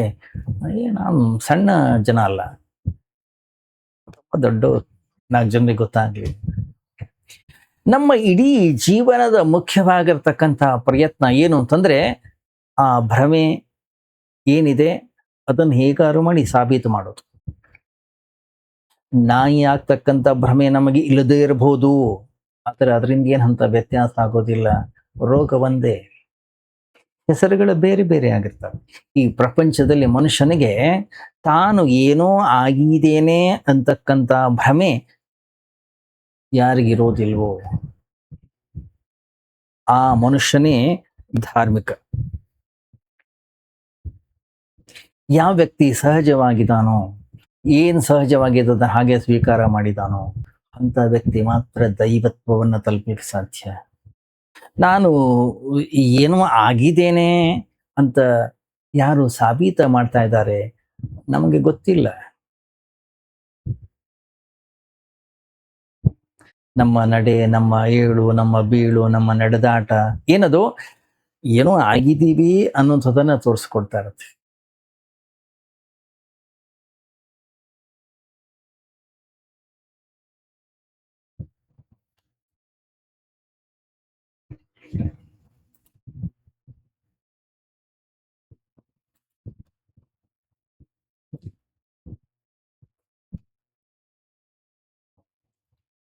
ಒಂದು ವೇಳೆ ಇದೇ ಹಾಲ್ನಲ್ಲಿ ಒಬ್ಬ ಶ್ರೀಮಂತ ವ್ಯಕ್ತಿ ಬಂದ್ರೆ ಅವನು ಹುಡುಕ್ತಾನೆ, ನನ್ನಂತ ಶ್ರೀಮಂತರು ಕೂಡೋ ಜಾಗ ಎಲ್ಲಿದೆ ಇಲ್ಲಿ. ಒಂದು ವೇಳೆ ಅವನು ಹಿಂದೆ ಲಾಸ್ಟ್ ಸೀಟಲ್ಲಿ ಕುತ್ಕೊಳ್ಬೇಕಂತ ಸಂದರ್ಭ ಬಂದ್ರೆ, ಕಷ್ಟಪಟ್ಟು ಅವನು ಕುತ್ಕೊಳ್ಳೋ ರೀತಿಯಲ್ಲೇ ಗೊತ್ತಾಗುತ್ತೆ. ಒಂದು ವೇಳೆ ಅದೇ ಫ್ರಂಟ್ ಸೀಟಲ್ಲಿ ಕುತ್ಕೊಳ್ಳಿಕ್ಕೆ ಜಾಗ ಸಿಕ್ಕರೆ ಅವನ ಮುಖದಲ್ಲಿ ಪ್ರಫುಲ್ಲತೆ, ಒಂದು ಖುಷಿ, ಒಂದು ಸಂತೋಷ. ಜೀವನದಲ್ಲಿ ಮಹತ್ವಾಕಾಂಕ್ಷೆ ಇರ್ತಕ್ಕಂಥ ವ್ಯಕ್ತಿಗೆ ನೀವು ನಮಸ್ಕಾರ ಮಾಡಿ ಅವನ ಮುಖಕ್ಕೆ ಬಹಳ ಖುಷಿ ಆಗುತ್ತೆ, ಆನಂದ ಆಗುತ್ತೆ. ಒಂದು ವೇಳೆ ನೀವು ಅವನನ್ನು ನೋಡದೆ ಹಾಗೆ ಹೋಗಿ, ಅವನ ಮುಖ ಉದಾಸೀನವಾಗ್ತದೆ, ಅವನ ಮುಖ ಕಪ್ಪಾಗ್ಬಿಡುತ್ತೆ. ಜೀವನವನ್ನ ಸ್ವಲ್ಪ ಅಧ್ಯಯನ ಮಾಡಿ ನೋಡಿ, ಯಾಕಂದ್ರೆ ನಮ್ಮನ್ನೇ ನಾವು ಅಧ್ಯಯನ ಮಾಡೋದು ಸ್ವಲ್ಪ ಕಷ್ಟ. ಯಾಕಂದ್ರೆ ನಾವು ಎಷ್ಟು ನಮ್ಮೊಂದಿಗೆ ತಾದಾತ್ಮ್ಯವನ್ನ ಹೊಂದಿದ್ದೀವಿ ಅಂತಂದ್ರೆ, ಅಧ್ಯಯನವನ್ನ ಮಾಡ್ಲಿಕ್ಕೆ, ಮತ್ತೊಬ್ಬರನ್ನ ಅಬ್ಸರ್ವ್ ಮಾಡ್ಲಿಕ್ಕೆ ಸ್ವಲ್ಪ ದೂರ ಇರ್ಬೇಕು ನಾವು. ಅಷ್ಟು ದೃಷ್ಟಿಕೋನ ನಮ್ಮಲ್ಲಿ ಇರೋದಿಲ್ಲ. ಅದರಿಂದ ಇನ್ನೊಬ್ಬರನ್ನೇ ಅಧ್ಯಯನ ಮಾಡೋಣ, ಮತ್ತೊಬ್ಬರನ್ನೇ ನೋಡೋಣ. ರಸ್ತೆಯ ಬದಿಯಲ್ಲಿ ನೀವು ಯಾವತ್ತಾದರೂ ಹೋಗಿ ಬರ್ತಾ ಇರ್ತಕ್ಕಂಥ ಜನರನ್ನ ಸುಮ್ಮನೆ ಅಬ್ಸರ್ವ್ ಮಾಡಿ.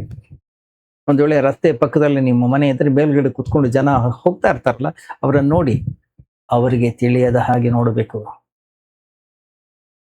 ಇಲ್ದಿದ್ರೆ ಅವರ ನಿಜವಾದ ಮನಸ್ಸಿನ ಸ್ಥಿತಿ ಅಥವಾ ನಿಜವಾದ ವ್ಯಕ್ತಿತ್ವದ ಪರಿಚಯ ಆಗೋದಿಲ್ಲ. ಯಾಕಂದ್ರೆ ನಾವು ಒಬ್ಬರು ನೋಡ್ತಾ ಇದ್ದಾರೆ ಅಂತ ಗೊತ್ತಾದ ಕೂಡಲೇ ವ್ಯಕ್ತಿ ಬದಲಾಗ್ಬಿಡ್ತಾನೆ. ನಾವು ನೋಡೋದನ್ನ ಕಂಡು ಕೂಡಲೇ ವ್ಯಕ್ತಿ ನಾಟಕ ಶುರು ಆಗ್ಬಿಡುತ್ತೆ, ಕೃತಕತೆ ಆರಂಭ ಆಗ್ಬಿಡುತ್ತೆ.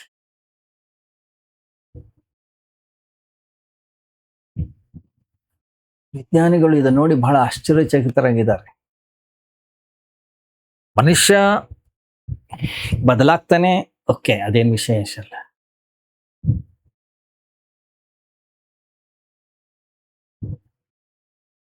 ಮೈಕ್ರೋಸ್ಕೋಪ್ ಹಾಕಿ ನೋಡಿದ್ರು ಕೂಡ ಅಲ್ಲಿ ನಮ್ಮ ನಡವಳಿಕೆ, ನಮ್ಮ ಚಲನೆ, ಬದಲಾವಣೆ ಅನ್ನೋದು ಕಾಣಿಸ್ತದೆ. ಒಂದು ವೇಳೆ ನಮ್ಮ ಶರೀರದಲ್ಲಿರ್ತಕ್ಕಂಥ ಎಲೆಕ್ಟ್ರಾನ್ ಅನ್ನ ನಾವು ನೋಡೋದಾದ್ರೆ, ಸೂಕ್ಷ್ಮ ದರ್ಶಕದಿಂದ ಒಂದು ವೇಳೆ ಅಬ್ಸರ್ವ್ ಮಾಡೋದಾದ್ರೆ,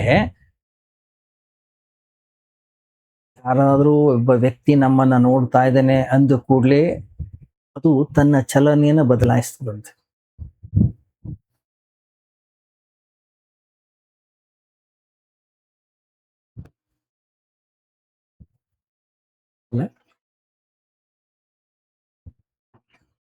ಯಾರಾದ್ರೂ ನಮ್ಮನ್ನ ನೋಡ್ತಾ ಇದ್ದಾರೆ ಅಂದ್ರೆ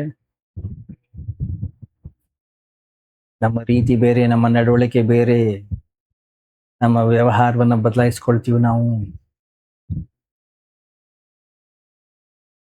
ನಮ್ಮ ಮನೆಗೆ ಯಾರೋ ಬಂದಾಗ, ಮನೆ ಯಜಮಾನ ಒಂಟಿಯಾಗಿ ಕುಳಿತುಕೊಂಡಾಗ ಅವನಿದ್ದಾಗಿರ್ತಾನ? ಇಲ್ಲ. ನಾವ್ ಯಾರ್ದೋ ಮನೆಗೆ ಹೋಗಿರ್ತೀವಿ, ಹೋದ ಕೂಡಲೇ ತಕ್ಷಣ ಅವನು ಬದಲಾಗ್ತಾನೆ. ಯಾರದೇ ದೃಷ್ಟಿ ನಮ್ಮ ಮೇಲೆ ಬಿತ್ತು, ನಾವು ಬದಲಾಗ್ಬಿಡ್ತೀವಿ. ಏನಿದರ ಅರ್ಥ? ಇಡೀ ಜಗತ್ತು ಸಚೇತನವಾಗಿದೆ. ನೋಡುವವನ ಮೇಲೆ ಅವನ ವ್ಯವಹಾರ ಅವಲಂಬಿತವಾಗಿದೆ. ರಸ್ತೆಯಲ್ಲಿ ಹೋಗ್ತಾ ಇರ್ತಕ್ಕಂತಹ ಜನರನ್ನ ಯಾರೋ ನಮ್ಮನ್ನ ನೋಡ್ತಾ ಇದ್ದಾರೆ ಅನ್ನೋಂಥದ್ದನ್ನ ಅವರಿಗೆ ತಿಳಿಯದ ಹಾಗೆ ಅವ್ರನ್ನ ಗಮನಿಸಿ ಬಹಳ ಆಶ್ಚರ್ಯವಾಗುತ್ತೆ ನಮಗೆ. ತನ್ನಷ್ಟಕ್ಕೆ ತಾನೇ ಮಾತಾಡ್ಕೊಂಡು ಹೋಗ್ತಕ್ಕಂಥವ್ರು ಎಷ್ಟೋ ಜನ. ತನ್ನಷ್ಟಕ್ಕೆ ತಾನೇ ಯಾರು ಮಾತಾಡ್ಕೊಳ್ಳೋದು ಹುಚ್ಚಿರ್ತಾನೆ. ಆದ್ರೆ ಈ ವ್ಯಕ್ತಿ ಎಷ್ಟು ಮಗ್ನನಾಗಿದ್ದಾನೆ ಅಂತಂದ್ರೆ, ಕೇವಲ ಮಾತಾಡ್ತಾ ಇಲ್ಲ, ಕೈ ಸನ್ನೆ, ಬಾಯಿ ಸನ್ನೆ ಎಲ್ಲ ಮಾಡ್ತಾ ಇದ್ದಾನೆ. ನಾನಾ ತರದ ಮುದ್ರೆಗಳನ್ನ ಮಾಡ್ತಾ ಇದ್ದಾನೆ. ಏನೇನೋ ಪ್ರಶ್ನೆ, ಅದಕ್ಕೆ ಉತ್ತರವನ್ನು ಕೊಡ್ತಾ ಇದ್ದಾನೆ. ಅವನ ಮುಖವನ್ನು ಗಮನಿಸಿ ಅವನ ಒಂದು ಚರ್ಚೆಯಲ್ಲಿ ಸಂಪೂರ್ಣವಾಗಿ ತನ್ನನ್ನು ತಾನು ತೊಡಸ್ಕೊಂಡಿದ್ದಾನೆ. ಆಕ್ಚುಲಿ ಹೇಳ್ಬೇಕಂದ್ರೆ ಅವನ ಸುತ್ತಮುತ್ತಲು ಯಾರೂ ಇಲ್ಲ.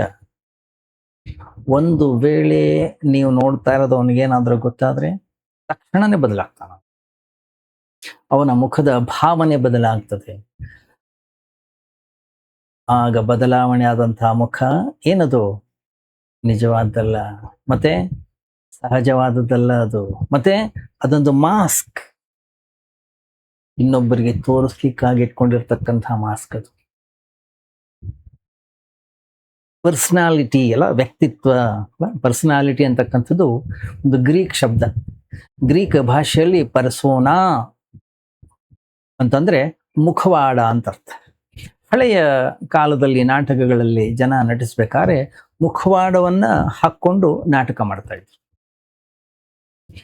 ಈಗಲೂ ಒಂದು ವೇಳೆ ನಾವು ಯಾರಿಗಾದ್ರೂ ರಾವಣನ ಪಾತ್ರವನ್ನ ನಾವು ಕೊಡಬೇಕು, ಕುಂಭಕರ್ಣನ ಪಾತ್ರವನ್ನ ಕೊಡಬೇಕು, ಅಥವಾ ದುರ್ಯೋಧನನ ಪಾತ್ರವನ್ನ ಕೊಡಬೇಕು, ಅಥವಾ ಕೃಷ್ಣನ ಪಾತ್ರವನ್ನ ಕೊಡಬೇಕು ಅಂದ್ರೆ ಏನ್ ಮಾಡ್ತೀವಿ, ಏನ್ ಕೊಡ್ತೀವಿ? ಅವನಿಗೊಂದು ಮುಖವಾಡವನ್ನ ಹಾಕ್ತೀವಿ. ಅವಾಗ ಅವನು ರಾವಣ ಆಗ್ತಾನೆ. ಇಂಗ್ಲಿಶಿನ ಈ ಪರ್ಸನಾಲಿಟಿ ಅಂತಕ್ಕಂಥ ಈ ಒಂದು ಶಬ್ದ ಏನಿದೆ, ಬಹಳ ಮೌಲ್ಯಯುತವಾಗಿರ್ತಕ್ಕಂಥ ಶಬ್ದ. ಯಾವುದೇ ವ್ಯಕ್ತಿತ್ವ ಇದ್ರೂ ಅದು ಕೇವಲ ಒಂದು ಮುಖವಾಡ ಮಾತ್ರ. ಅದನ್ನು ನಾವು ಧರಿಸ್ಕೊಂಡಿದ್ದೀವಿ, ಅದು ನಮ್ಮ ನಿಜವಾದ ಮುಖ ಅಲ್ಲ. ನಾವು ಎಷ್ಟು ಮುಖವಾಡಗಳನ್ನ ನಾವು ಈಗಾಗಲೇ ಧರಿಸಿದೀವಿ ಅಂತಂದ್ರೆ ನಮ್ಮ ನಿಜವಾದ ಮುಖ ಯಾವುದು ಅನ್ನೋಂಥದ್ದು ನಮ್ಗೆ ಗೊತ್ತಿಲ್ಲ. ನಮ್ಮ ನಿಜವಾದ ಮುಖವನ್ನ ಕಂಡು ಹಿಡಿಯೋದೇ ನಮ್ಗೆ ಬಹಳ ಕಷ್ಟವಾಗ್ಬಿಟ್ಟಿದೆ. ಪದರು ಪದರುಗಳಿಹವು ಗಂಟು ಗಂಟುಗಳಿಹವು ಸ್ವಂತಕಿ ದುರ್ದರ್ಶ ಮಂಕುತಿಮ್ಮ. ಪೂಜ್ಯ ಡಿ ವಿಜಿ ಹೇಳ್ತಾರೆ.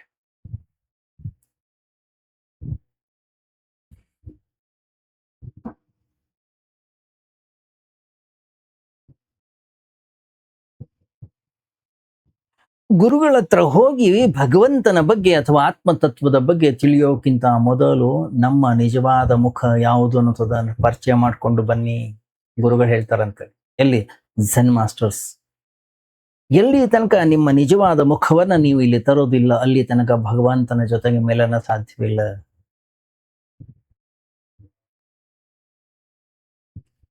ಯಾವುದದು?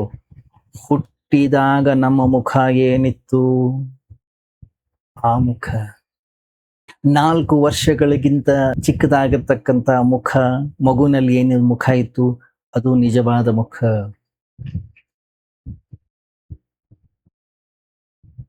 ಎಲ್ಲೋ 3 ಅಥವಾ 4ನೇ ವರ್ಷದ ಆ ಒಂದು ಮಧ್ಯದಲ್ಲಿ ಒಂದು ಆಕ್ಸಿಡೆಂಟ್ ಆಗುತ್ತೆ.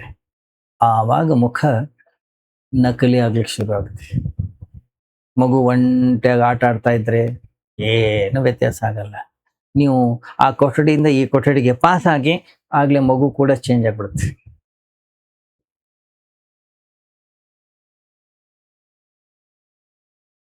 ಯಾರೋ ಒಬ್ಬರು ನಮ್ಮನ್ನ ನೋಡ್ತಾ ಇದ್ದಾರೆ ಅಂತ ಗೊತ್ತಾಯ್ತು. ಚಿಕ್ಕ ಮಕ್ಕಳಾಗಿದ್ದಾಗ ಏನು ವ್ಯತ್ಯಾಸ ಆಗೋದಿಲ್ಲ. ಅದೇ ಮಗು ಒಂದ್ ಸ್ವಲ್ಪ ದೊಡ್ಡದಾಗ್ಲಿ ಆಗ್ಲೇ ವ್ಯತ್ಯಾಸ ಆಗ್ಲಿಕ್ಕೆ ಶುರು ಆಗ್ಬಿಡುತ್ತೆ. ಯಾವತ್ತು ಮತ್ತೊಬ್ಬರನ್ನ ನೋಡಿದ ಕೂಡಲೇ ನಮ್ಮ ಕರ್ಮ ಕ್ರಿಯೆಗಳಲ್ಲಿ ವ್ಯತ್ಯಾಸ ಆರಂಭ ಆಗ್ತದೋ ಅವತ್ತೇ ನಾವು ತಿಳ್ಕೊಳ್ಬೇಕು ನಮ್ದೊಂದು ನಕಲಿ ಮುಖ, ನಮ್ದೊಂದು ಮುಖವಾಡ ಬಂದಾಗಿದೆ. ಆ ಮಗು ಇನ್ನು ಬಾಲಕನಾಗಿಲ್ಲ, ಬಾಲ್ಯ ಹೊರಟು ಹೋಗಿ ಆಗಿದೆ. ಮಗುವಾಗಿಲ್ಲ, ಸುಳ್ಳಾಗಿದೆ.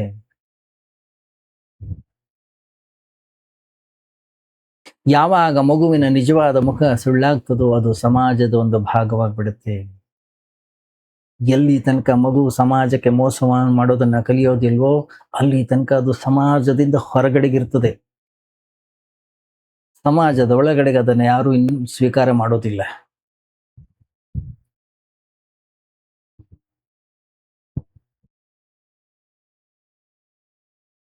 ಅಲ್ಲಿ ತನಕ ಅದು ಹೆಚ್ಚು ಕಡಿಮೆ ಒಂದು ಕಾಡು ಪ್ರಾಣಿ ಇದ್ದ ಹಾಗೆ. ನನ್ನ ಬಗ್ಗೆ ಏನು ಯೋಚನೆ ಮಾಡ್ತಾರೆ, ನನ್ನ ಬಗ್ಗೆ ಯಾರಿಗೆ ಅಂದ್ಕೊಳ್ತಾರೆ,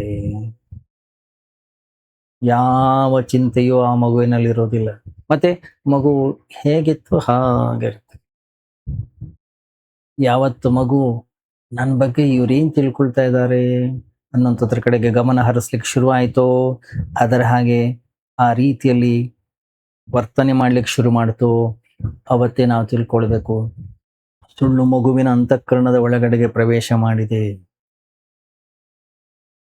ಆದ್ರಿಂದ ಮೊದಲು ನಾವು ಜನರನ್ನ ಗಮನಿಸಬೇಕು. ಯಾಕಂದ್ರೆ ಇನ್ನೊಬ್ಬರನ್ನ ಗಮನಿಸೋದು ಬಹಳ ಸರಳ ಸುಲಭ. ಯಾಕಂದ್ರೆ ಅಲ್ಲಿ ಒಂದು ಡಿಸ್ಟೆನ್ಸ್ ಇರುತ್ತೆ. ಮತ್ತೊಬ್ಬರನ್ನ ನೋಡೋಕೆ ಗಮನಿಸೋದ್ರಲ್ಲಿ ನಾವು ಯಶಸ್ವಿ ಆದ್ರೆ ಒಂದು ದಿವಸ ನಾವು ನಮ್ಮ ಕನ್ನಡಿಯ ಮುಂದೆ ನಮ್ಮನ್ನೇ ನಾವು ನೋಡಿ ಪ್ರಯೋಗವನ್ನು ಮಾಡಿ ಏಕಾಂತದಲ್ಲಿದ್ದಾಗ ನನ್ನ ಹೆಂಡತಿ ಮುಂದೆ ಇದೇನೆ ಅಂತ ಕಲ್ಪನೆ ಮಾಡ್ಕೊಂಡೇ ನೋಡಿ ನನ್ನ ಮುಖ ಹೇಗಿರುತ್ತೆ. ಮಕ್ಕಳ ಮುಂದೆ ಇದೇನೆ ಅನ್ಕೊಂಡೇ ನೋಡಿ ನಮ್ಮ ಮುಖದ ಭಾವನೆ ಹೇಗೆ ಬದಲಾಗ್ತದೆ. ಮನೆಯವರ ಜೊತೆಗೆ ಹಾಕುವ ಮುಖವಾಡ, ಮಿತ್ರರ ಜೊತೆಗೆ ಹಾಕುವ ಮುಖವಾಡ, ಪ್ರಿಯಕರನನ್ನ ನೆನಪಿಸಿಕೊಂಡಾಗ ನಾವು ಹಾಕೊಳ್ತಕ್ಕಂತಹ ಮುಖವಾಡ ನಮ್ಮ ಮುಖದಲ್ಲಿ ಏನೇನು ಬದಲಾವಣೆಯನ್ನು ತರ್ತದೆ ನಾವೇ ನೋಡ್ಬೇಕು. ನಮ್ಮ ಕನ್ನಡಿಯಲ್ಲಿ ನಮ್ಮ ಮುಖವನ್ನ, ಆ ಮುಖಗಳು ಬಹಳ ವಿಭಿನ್ನವಾಗಿರ್ತವೆ. ಎಲ್ಲವೂ ಒಂದೇ ಮನುಷ್ಯನ ಮುಖ ಆಗ್ಲಿಕ್ಕೆ ಸಾಧ್ಯವೇ ಇಲ್ಲ. ನಮಗೆ ಅನ್ಸುತ್ತೆ ಒಬ್ಬ ಯಜಮಾನನ ಮುಂದೆ ಒಬ್ಬ ಸೇವಕ ಹೇಗಿರುತ್ತೆ.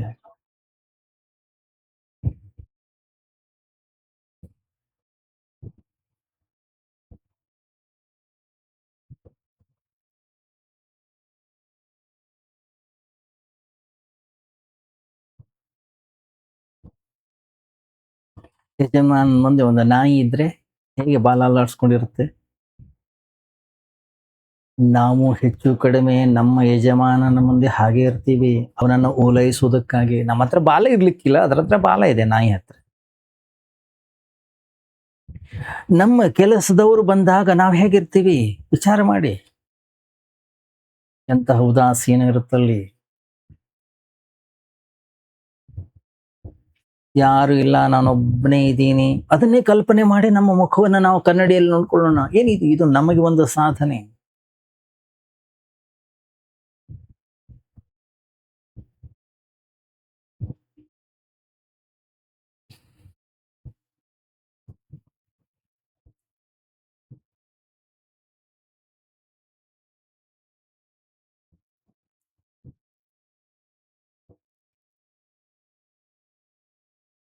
ಒಬ್ಬ ಕೆಲಸದವನು ಬರ್ತಾನೆ, ಕೆಲಸದವನು ಬಂದ ಕೂಡಲೇ ನಾವು ಬದಲಾಗ್ತೀವಿ. ಬೈಬೇಕು, ಗಲಾಟೆ ಮಾಡಬೇಕು, ತಪ್ಪು ಹುಡುಕ್ಬೇಕು. ಯಾಕೆ? ಅವನಿಗೊಂದು ವ್ಯಕ್ತಿತ್ವ ಇಲ್ವಾ? ಅವನು ಒಬ್ಬನು ಮನುಷ್ಯನಲ್ವಾ? ಹ್ಮ್. ಸೇವಕ ಯಜಮಾನರ ನಡುವೆ ಇರತಕ್ಕಂತ ಮುಖವಾಡವೇ ಬೇರೆ. ನಮ್ಮ ಯಜಮಾನ ನಮ್ಮ ನಡುವೆ ಇರ್ತಕ್ಕಂಥ ಮುಖವಾಡವೇ ಬೇರೆ. ಯಾರಿಂದಾದ್ರೂ ನಮಗೆ ಕೆಲಸ ಆಗ್ಬೇಕಾದ್ರೆ, ಅಥವಾ ಯಾರಿಂದಲೂ ನಮ್ಗೆ ಯಾವುದೇ ಕೆಲಸ ಆಗದೇ, ಅಥವಾ ಕೆಲಸವೇ ಇಲ್ಲ ನಮ್ಗೆ, ಆವಾಗ ನಮ್ಮ ಮುಖ ಬೇರೆ. ಕನ್ನಡಿಯ ಮುಂದೆ ನಾವೇ ನಮ್ಮನ್ನ ಅಧ್ಯಯನ ಮಾಡಬೇಕು.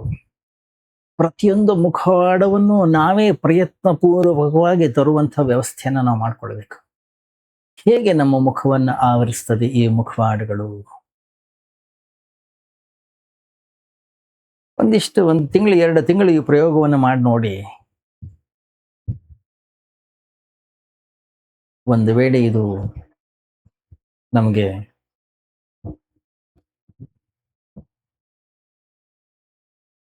ಗೊತ್ತಾಯ್ತು ಅಲ್ಲ, ಆಮೇಲೆ ನಿಜ ಜೀವನದಲ್ಲಿಯೂ ಕೂಡ ನಮ್ಮ ಮುಖವನ್ನ ನಾವು ನೋಡ್ಕೊಳ್ಬಹುದು. ನಿಜ ಜೀವನದಲ್ಲಿಯೂ ನಮ್ಮ ಮುಖಗಳು ಬದಲಾದಾಗ, ಇದು 1ನೇದು, 2ನೇದು, ಇದು 3ನೇದು, ಇದು 4ನೇದು, ಇದು 5ನೇದು ಗೊತ್ತಾಗ್ತಾ ಹೋಗುತ್ತೆ.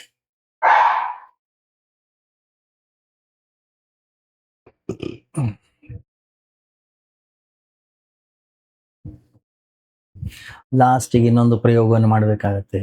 ಇಲ್ಲ, ನಾನು ಯಾವ ಮುಖವಾಡಗಳನ್ನು ಕೂಡ ಧರಿಸೋದಿಲ್ಲ. ಒಂದು ವೇಳೆ ಈ ಭೂಮಿಯಲ್ಲಿ ನಾನು ಒಬ್ಬನೇ ಒಂಟಿಯಾಗಿದ್ರೆ, ನನ್ನ ನೋಡೋರು ಯಾರು ಇಲ್ಲ ಅಂದ್ರೆ, ಎಲ್ಲಿ ಯಾವ ಮಾಲೀಕನಿಲ್ಲ, ಯಾವ ಸೇವಕನಿಲ್ಲ, ಯಾವ ಹೆಂಡತಿ ಇಲ್ಲ, ಯಾವ ಪ್ರಿಯಕರನಿಲ್ಲ, ಯಾವ ಪ್ರಿಯತಮೆ ಇಲ್ಲ, ಯಾವ ಸ್ನೇಹಿತೆ ಇಲ್ಲ, ಯಾರ ಶತ್ರು ಇಲ್ಲ, ಯಾರು ಇಲ್ಲ ಅಲ್ಲ. 3rd ವರ್ಲ್ಡ್ ವಾರ್ ಆಗಿ ಎಲ್ಲರೂ ಸತ್ತೋಗಿದ್ದಾರೆ, ನಾನೊಬ್ಬನೇ ಇದ್ದೀನಿ. ಯಾರೂ ಇಲ್ಲ ಅಂದಾಗ ನಮ್ಮ ಮುಖ ಹೇಗಿರುತ್ತೆ?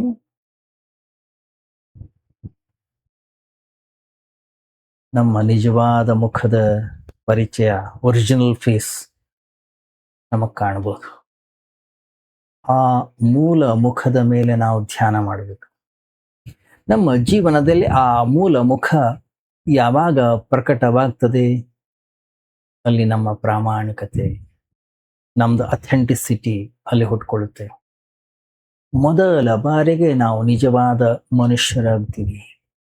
ಆ ನಾಟಕ, ಆ ನಕಲಿ, ಅದರಿಂದ ಮುಕ್ತಿಯನ್ನು ಹೊಂದುತ್ತೀವಿ. ಫಸ್ಟ್ ಟೈಮ್ ನಾವು ಮನುಷ್ಯರಾಗ್ತೀವಿ. ಮೊದಲ ಬಾರಿಗೆ ನಮ್ಮ ಎಲ್ಲಾ ನಾಟಕಗಳು ಮುಗಿದು ಹೋಗ್ತವೆ. ಸತ್ಯ, ಜೀವನದ ಸತ್ಯ ನಮಗೆ ಸ್ಪಷ್ಟವಾಗ್ತದೆ. ಜೀವನದ ಮೇಲ್ಮೆಯಲ್ಲಿ ನಾವು ಉಳ್ಕೊಳ್ಳೋದಿಲ್ಲ, ಅದರ ಆಳಕ್ಕಿಳಿತೀವಿ. ಈ ಮೂಲ ಮುಖವನ್ನ ಹುಡುಕ್ಲಿಕ್ಕೆ ಎಷ್ಟೋ ವರ್ಷಗಳು ಬೇಕಾಗುತ್ತೆ. ಯಾರಿಗದು ಸಿಗ್ತದೋ ಅವನೇ ಭಗವಂತನಾಗ್ತಾನೆ, ಅವನೇ ಪರಮಾತ್ಮನಾಗ್ತಾನೆ. ಯಾಕೆ? ನಮ್ಮ ಮೂಲ ಮುಖ ಭಗವಂತನದು, ಅವನೇ. ಆದ್ರೆ ನಾವು ಎಂತ ಹುಚ್ಚರು ಅಂತಂದ್ರೆ, ಸಣ್ಣ ಸಣ್ಣ ಕ್ಷುಲ್ಲಕ ವಸ್ತುವಿಗೆ ಅತ್ಯಂತ ಮೌಲ್ಯಯುತವಾಗಿರ್ತಕ್ಕಂಥದ್ದನ್ನ ಕಳ್ಕೊಂಡ್ಬಿಡ್ತೀವಿ. ಈ ಜೀವನದ ಆಟದಲ್ಲಿ ಕಲ್ಲು ಮಣ್ಣುಗಳನ್ನ ಸಂಗ್ರಹ ಮಾಡ್ತೀವಿ, ವಜ್ರಗಳನ್ನ ಎಸ್ದು ಬಿಡ್ತೀವಿ.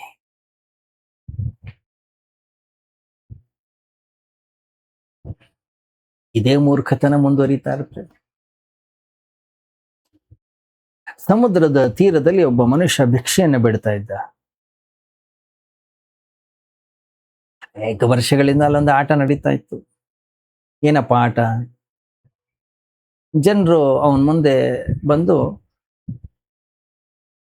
ರೂಪಾಯಿ ನೋಟು, 10 ಪೈಸೆ ಅಥವಾ 4 ಆಣೆ ಇಟ್ಟು ಹೋಗೋದು. ನಿನಗೆ ಬೇಕಾದಂತ ತಗೋ ಅಂತ ಇದ್ರು. ಅವನು ಯಾವಾಗ್ಲೂ ಕೂಡ 10 ಪೈಸೆ ಅಥವಾ 2 ಪೈಸೆ ನಾಣ್ಯವನ್ನೇ ತೆಗೆದುಕೊಳ್ತಾ ಇದ್ದ. 1 ಪೈಸೆ ನಾಣ್ಯವನ್ನ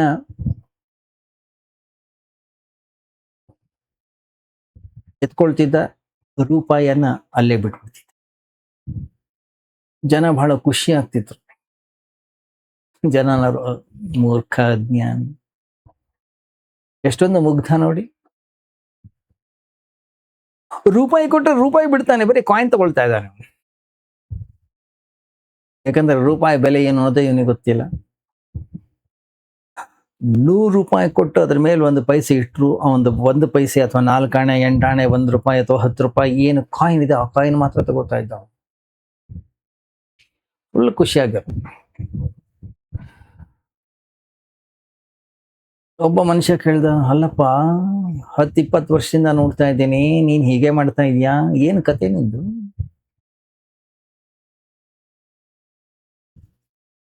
4 ಆಣೆ, 8 ಆಣೆ, 1 ರೂಪಾಯಿಗಿಂತ 100 ರೂಪಾಯಿ ದೊಡ್ಡದಲ್ವಾ? ಇದು ಚಿಕ್ಕದಲ್ವಾ? ನಿಂಗೆ ಇನ್ನೂ ಅರ್ಥ ಆಗಿಲ್ವಾ? ಅದೇನು ಪಳ ಪಳ ಅಂತ ಹೊಳಿತದಂತ ಅದನ್ನ ತಗೊಳ್ತಾ ಇದೀಯಾ?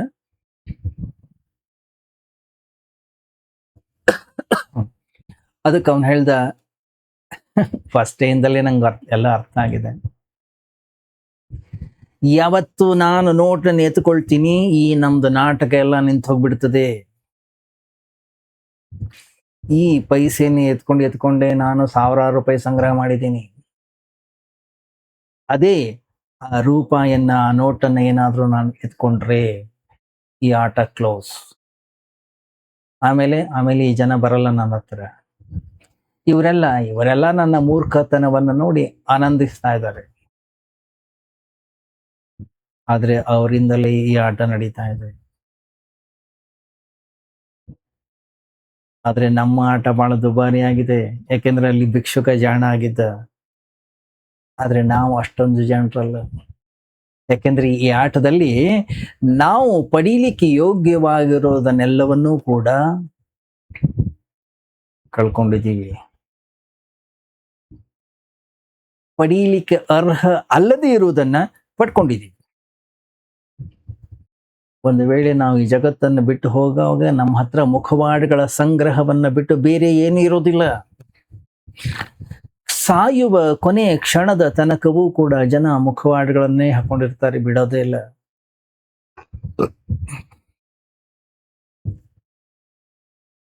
ಒಬ್ಬ ಮಾರ್ವಾಡಿ ಕೊನೆ ಸ್ಟೇಜ್ ಅಲ್ಲಿದ್ದ. ತನ್ನ ಲಾಯರ್ಗೆ ಹೇಳಿದಂತೆ, ನನ್ನ ಮನೆಯಲ್ಲಿ 5 ವರ್ಷಕ್ಕಿಂತ ಕೆಲಸ ಮಾಡ್ತಾ ಇರ್ತಕ್ಕಂಥ ಪ್ರತಿಯೊಬ್ಬ ಸೇವಕನಿಗೂ ನಾನು ಇವತ್ತು 50,000 ರೂಪಾಯಿನ ದಾನವಾಗಿ ಕೊಡ್ತೀನಿ.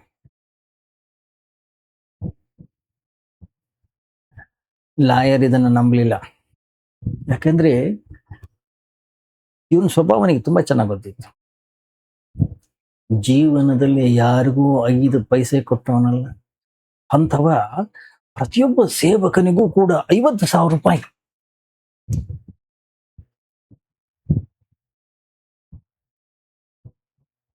ಅವನ ಹತ್ರ ಅಷ್ಟೊಂದು ಜನ ವರ್ಕರ್ಸು ಕೂಡ ಇದ್ರು.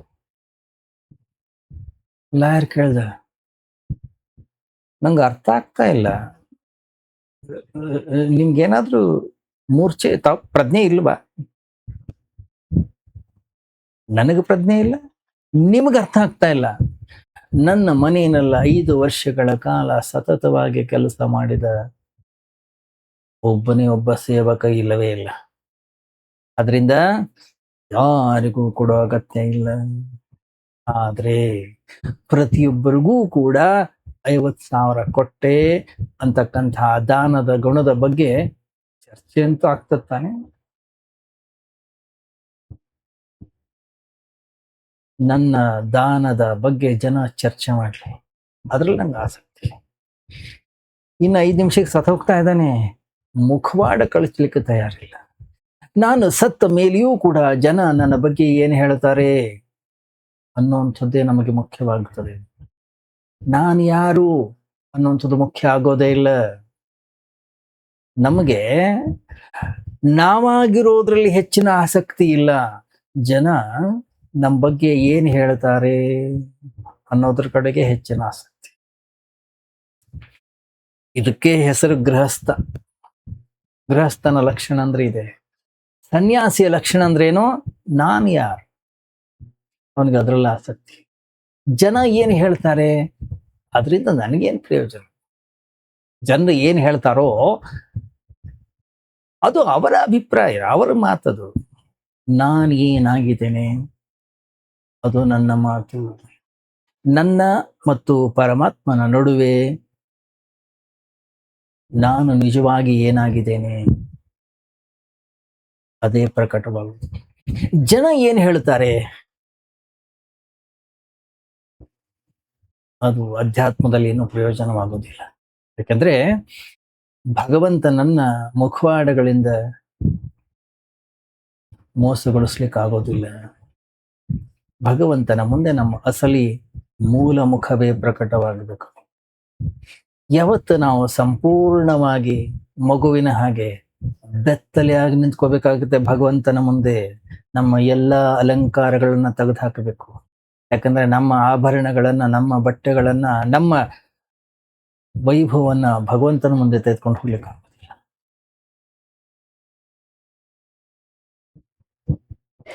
ಭಗವಂತನ ಮುಂದೆ ಹೇಗೆ ನಿಂತುಕೊಳ್ತಾನೆ ಹಾಗೆ ಸಂಸಾರದ ಮುಂದೆ ಬಂದು ಯಾರು ನಿಂತುಕೊಳ್ತಾನೋ ಅವನ ಹೆಸರು ಸನ್ಯಾಸಿ.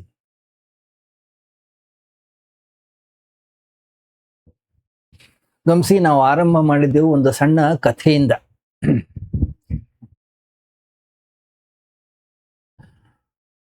ಗುರುಗಳು ಪ್ರವಚನವನ್ನ ನೀಡಲಿಕ್ಕೆ ತಯಾರಾಗ್ತಾ ಇದ್ರು. ತೂಗು ಹಾಕಿದ್ದ ಆ ಬಿದಿರಿನ ಒಂದು ಪರದೆ, ಕರ್ಟನ್ ಮುಚ್ಚಿರ್ಲಿಲ್ಲ. ಅದನ್ನು ಅವರು ಗಮನಿಸಿದ್ರು.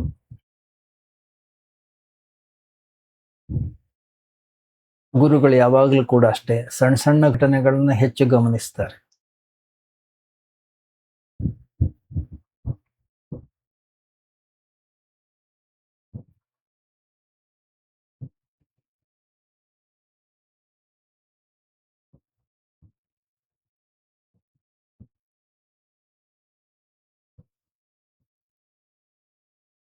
ಆ ಪರದೆಯನ್ನ ಹಾಕಿದ್ದೇ ಧ್ಯಾನ ಮಾಡೋದಕ್ಕೋಸ್ಕರ. ಅದನ್ನ ತೆಗೆಯೋದು ಮುಚ್ಚೋದು ಒಂದು ನಿಯಮ ಆಗಿತ್ತಲ್ಲಿ. ಯಾರೋ ಧ್ಯಾನ ಮಾಡಿದಂತಹ ವ್ಯಕ್ತಿ ಅದನ್ನ ಹಾಗೆ ಬಿಟ್ಟು ಹೋಗಿದ್ದಾನೆ.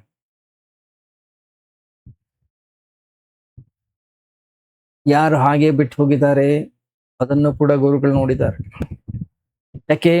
ಯಾಕೆಂದ್ರೆ ಸಣ್ಣ ಸಣ್ಣ ಕೆಲಸಗಳಲ್ಲೂ ಕೂಡ ವ್ಯಕ್ತಿ ಜಾಗರೂಕನಾಗಿದ್ದಾನೋ. ಗಮನಿಸಿ, ನೀವು ಮಂದಿರಕ್ಕೆ ಬರ್ತೀರಿ, ಅಲ್ಲಿ ಹೇಗೆ ಜಮಖಾನ ಹಾಸ್ತೀರಿ, ಹೇಗೆ ಚಾಪೆಯನ್ನು ಹಾಕ್ತೀರಿ, ಹೇಗೆ ಕೂತ್ಕೊಳ್ತೀರಿ, ವಾಪಸ್ ಹೋಗುವಾಗ ಅದನ್ನು ಹೇಗೆ ಎತ್ತಿ ಇಡ್ತೀರಿ, ಬಾಗಿಲನ್ನು ಹೇಗೆ ಮುಚ್ಚುತ್ತೀರಿ, ಬಹಳ ಮುಖ್ಯ. ಯಾಕೆ? ನಮ್ಮ ನಡವಳಿಕೆ ಜಡ ವಸ್ತುಗಳ ಜೊತೆಗೆ ಹೇಗಿದೆ, ಯಾವ ವ್ಯಕ್ತಿಯ ವ್ಯವಹಾರ ಜಡ ವಸ್ತುಗಳ ಜೊತೆಗೂ ಕೂಡ ಕರುಣೆಯಿಂದ ಕೂಡಿರುತ್ತದೋ. ಒಂದು ಚಾಪೆಯನ್ನು ಹಾಸುವಾಗಲೂ ಕೂಡ ಅಷ್ಟೇ, ಇದಕ್ಕೆ ಪ್ರಾಣ ಇದೆ ಏನೋ ಅನ್ನುವಂಥ ರೀತಿಯಲ್ಲಿ ಯಾವ ವ್ಯಕ್ತಿ ಹಾಸ್ತಾನೋ ಆ ವ್ಯಕ್ತಿ ಈ ಜಗತ್ತಿನಲ್ಲಿ ಯಾರಿಗೂ ಕೂಡ ದುಃಖವನ್ನು ಕೊಡ್ಲಿಕ್ಕೆ ಸಾಧ್ಯ ಇಲ್ಲ. ಅಂತಹ ವ್ಯಕ್ತಿ ಜೀವಂತ ವ್ಯಕ್ತಿಗಳ ಜೊತೆಗೂ ಕೂಡ ಅದೇ ರೀತಿಯ ವ್ಯವಹಾರವನ್ನ ಮಾಡ್ತಾನೆ. ಇಲ್ಲ, ನಾವು ಜೀವಂತ ವ್ಯಕ್ತಿಗಳ ಜೊತೆಗೂ ಕೂಡ ಜಡ ವಸ್ತುಗಳ ಜೊತೆ ಹೇಗೆ ವ್ಯವಹಾರವನ್ನು ಮಾಡ್ತೀವೋ ಹಾಗೆ ಮಾಡ್ತೀವಿ. ಅಥವಾ ಇನ್ನೊಂದು ರೀತಿಯಲ್ಲಿ ಹೇಳೋದಾದ್ರೆ, ಜೀವಂತ ವ್ಯಕ್ತಿಯನ್ನು ಜಡ ವಸ್ತುಗಳನ್ನಾಗಿ ಮಾಡ್ತೀವಿ. ಹೇಗೆ ಜಡವಸ್ತುಗಳನ್ನು ಶೋಷಿಸ್ತೀವಿ, ಹೇಗೆ ಜಡವಸ್ತುಗಳನ್ನು ಉಪಯೋಗಿಸ್ತೀವಿ, ಅದೇ ರೀತಿಯಲ್ಲಿ ಜೀವಂತ ವ್ಯಕ್ತಿಗಳನ್ನು ಕೂಡ ಶೋಷಿಸ್ತೇವೆ ನಾವು, ಅವರನ್ನು ಉಪಯೋಗಿಸ್ತೀವಿ.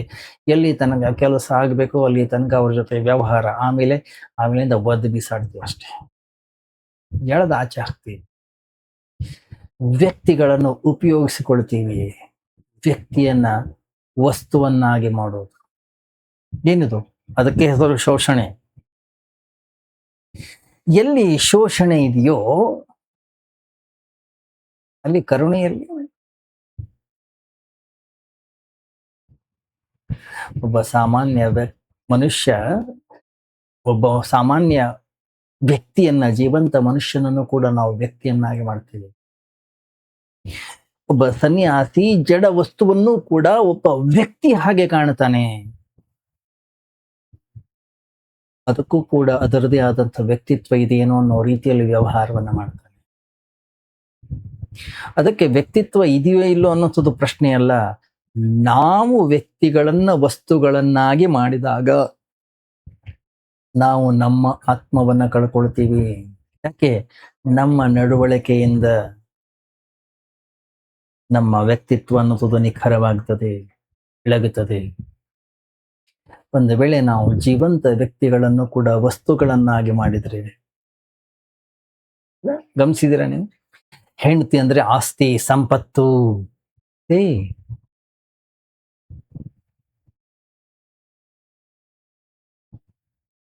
ಸಂಪತ್ತಲ್ಲ ಅವಳು, ಅವಳನ್ನ ಆಸ್ತಿ ಸಂಪತ್ತು ಅಂತ ಮಾಡಿದ್ರೆ ಮಾತ್ರ ಜೂಜಿನಲ್ಲಿ ಇಡಬಹುದು. ಯುಧಿಷ್ಠಿರ ಧರ್ಮರಾಯನಕ್ಕಂತ ಒಬ್ಬ ಒಳ್ಳೆ ವ್ಯಕ್ತಿ ಕೂಡ ಹೆಂಡತಿಯನ್ನ ಜೂಜಿನಲ್ಲಿ ಪಣವಾಗಿಟ್ಬಿಟ್ಟ ಅಲ್ಲ. ಧರ್ಮರಾಯನ ಇಡುವಾಗ ನಿಮ್ ಕತೆ ಏನ್ ಬಿಡಿ, ಧರ್ಮರಾಯನ ಕಥೆ ಬರೆದ್ರು, ನಮ್ಮ ಕಥೆನ ಬರೆಯೋದಿಲ್ಲ ಯಾರು. ಆ ಕತೆ ಬಹಳ ಸೂಚಕವಾಗಿದೆ. ಯಾವ ವ್ಯಕ್ತಿ ಜೂಜಿನಲ್ಲಿ ಪಣವಾಗಿಡಬಲ್ತಕ್ಕಂಥ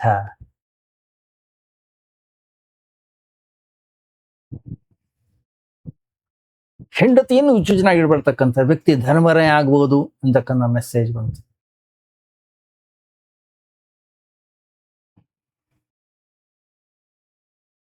ಗಮನಿಸಿ, ಹೆಂಡತಿ ಅಂದ್ರೆ ಸಂಪತ್ತಲ್ಲ, ಸ್ತ್ರೀ ಅಂದ್ರೆ ಸಂಪತ್ತಲ್ಲ.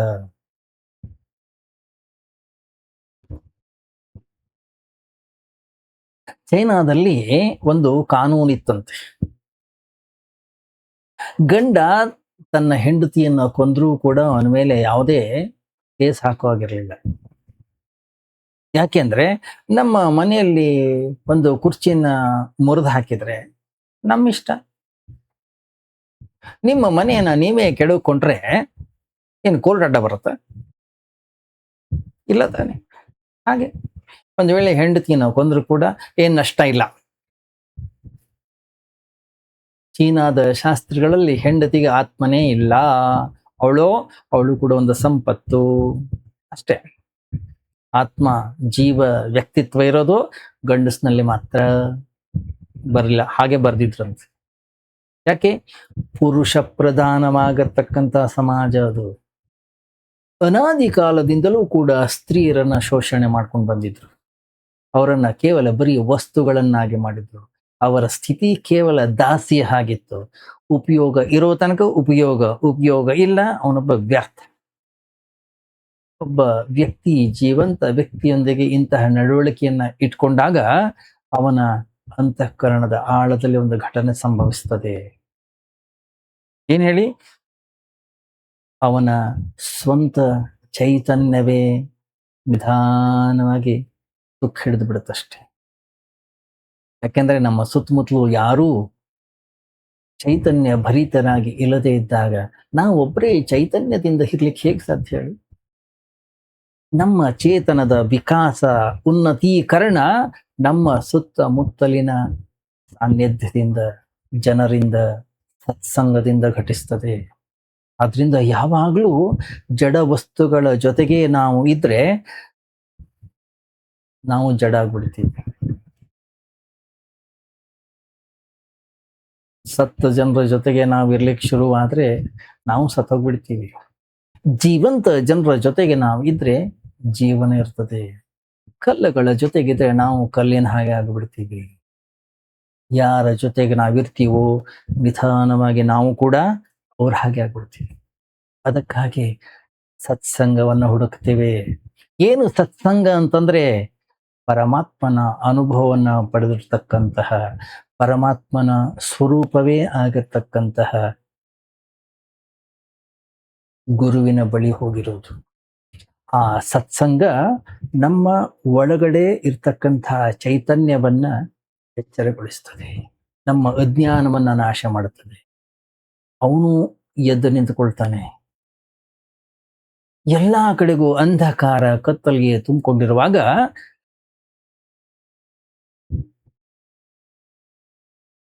ಒಂದು ಸಣ್ಣ ಜ್ಯೋತಿ ಹೆಚ್ಚು ದಿವಸ ಉರಿಯೋದಿಲ್ಲ, ನಂದಿ ಹೋಗುತ್ತೆ. ನಮ್ಮ ಜ್ಯೋತಿಯನ್ನ ಬೆಳಗಿಸ್ಲಿಕ್ಕೆ ಸುತ್ತಲೂ ಕೂಡ ಒಂದಿಷ್ಟು ಬೆಳಕು ಬೇಕು. ನಮ್ಮ ಸುತ್ತಮುತ್ತಲು ಬರೀ ಹೊಲಸೆ ಗಲೀಜೆ ತುಂಬಿಕೊಂಡಿದ್ರೆ ನಾವು ಎಷ್ಟು ದಿವಸ ಸ್ವಚ್ಛವಾಗಿರ್ಲಿಕ್ಕೆ ಸಾಧ್ಯ? ನಾವು ಎಷ್ಟೇ ಸ್ವಚ್ಛವಾಗಿರ್ಲಿಕ್ಕೆ ಬಯಸಿದ್ರೂ ಕೂಡ ಆಗಲ್ಲ. ನಮ್ಮ ಸುತ್ತಲೂ ಸ್ವಲ್ಪ ಆದ್ರೂ ಸ್ವಚ್ಛತೆ ಇರಬೇಕು. ನಾವು ಯಾವಾಗಲೂ ಸುಂದರವಾಗಿರ್ಲಿಕ್ಕೆ ಬಯಸಿದ್ರೆ ಸುತ್ತಲೂ ಕೂಡ ಸೌಂದರ್ಯ ಇರಬೇಕು. ನಾವು ಶಾಂತವಾಗಿರ್ಲಿಕ್ಕೆ ಬಯಸಿದ್ರೆ ಸುತ್ತಲೂ ಶಾಂತಿ ಇರಬೇಕು. ಯಾಕೆ? ವ್ಯಕ್ತಿ ಒಂದು ಒಡೆದು ಹೋದ ವಸ್ತು ಅಲ್ಲ, ಎಲ್ಲದರ ಜೊತೆಗೆ ಜೋಡಿಸಲ್ಪಟ್ಟಿದ್ದಾನೆ. ಪ್ರತಿಯೊಂದರ ಜೊತೆಗೂ ಕೂಡ ಅವನು ಬೆಸ್ತುಕೊಂಡಿದ್ದಾನೆ. ನಾವು ಇತರರ ಜೊತೆಗೆ ಹೇಗೆ ವರ್ತನೆಯನ್ನ ಮಾಡ್ತೀವೋ ಅದೇ ನಡವಳಿಕೆಯನ್ನ ಇತರರಿಂದ ನಾವು ಪಡಿತೇವೆ.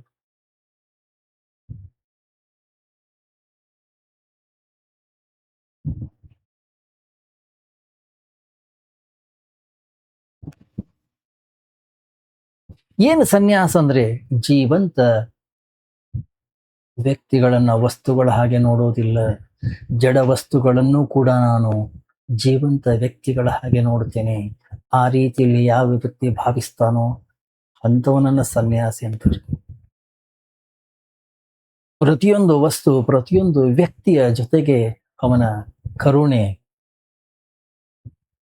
ಅವನ ಪ್ರೀತಿ ಯಾವಾಗ ಉದಯವಾಗ್ತದೆ ಅವಾಗ ಅವನು ಸನ್ಯಾಸಿ ಆಗ್ತಾನೆ. ಆದ್ರಿಂದ ಸಣ್ಣ ಸಣ್ಣ ಘಟನೆಗಳು ನಮ್ಮ ವ್ಯಕ್ತಿತ್ವದ ನಿರ್ಮಾಣವನ್ನ ಮಾಡ್ತವೆ. ಸಣ್ಣ ಸಣ್ಣ ಘಟನೆಗಳು ನಮ್ಮ ವ್ಯಕ್ತಿತ್ವದ ಪರಿಚಯವನ್ನ ಮಾಡಿಕೊಡ್ತವೆ. ಆದ್ರಿಂದ ಸಾಧಕ ತನ್ನ ಪ್ರತಿಯೊಂದು ಕರ್ಮದ ಪ್ರತಿ ಬಹಳಷ್ಟು ಜಾಗರೂಕನಾಗಿರುತ್ತೆ. ಮುಂದುವರಿಯುತ್ತೆ ನಾಳೆ ಚಿಂತನೆ. ಓಂ ಸರ್ವೇ ಭವಂತು ಸುಖಿನಃ, ಸರ್ವೇ ಸಂತು ನಿರಾಮಯಾಃ, ಸರ್ವೇ ಭದ್ರಾಣಿ ಪಶ್ಯಂತು ಮಾ ಕಶ್ಚಿತ್ ದುಃಖಭಾಗ್ ಭವೇತ್. ಸತೋ ಮಾ ಸದ್ಗಮಯ ತಮಸೋ ಮಾ ಜ್ಯೋತಿರ್ಗಮಯ ಮೃತ್ಯೋರ್ಮಾ ಅಮೃತಂಗಮಯ. ಓಂ ಶಾಂತಿ ಶಾಂತಿ ಶಾಂತಿ. ಹರಿ ಓಂ. ಶ್ರೀ ಗುರುಭ್ಯೋ ನಮಃ. ಹರಿ ಓಂ.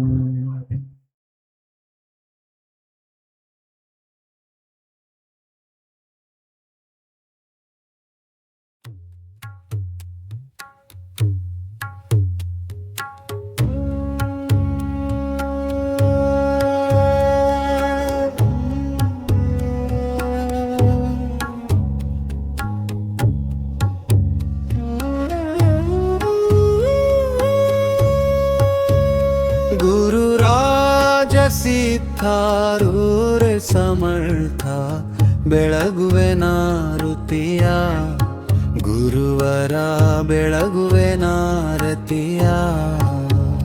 ಗುರುರಾಜ ಸಿದ್ಧಾರೂರ ಸಮರ್ಥ ಬೆಳಗುವೆ ನಾರುತಿಯ, ಗುರುವರ ಬೆಳಗುವೆ ನಾರತಿಯ.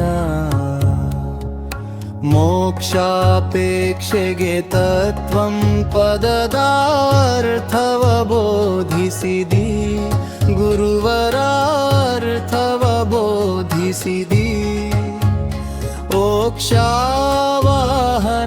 ಶಂಕರ ನಾಮೋ ಉಚ್ಚಾರವ ಮಾಡಿಸಿದಿ ಗುರುವರ ಉಚ್ಚಾರವ ಮಾಡಿಸಿದಿ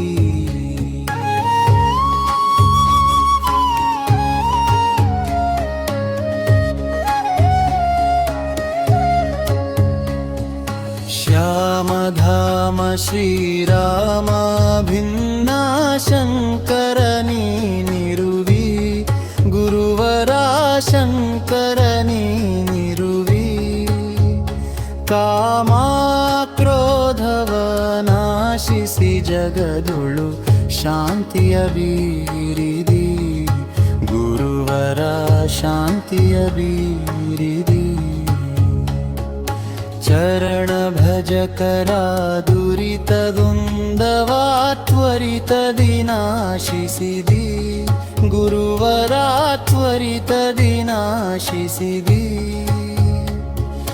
ವರಭೃಲತಾಪುರ ದೈವದಿಂದಲಿ ನಿರುತದಿ ವಾಸಿಸಿದಿ ಗುರುವರ ನಿರುತದಿ ವಾಸಿಸಿದಿ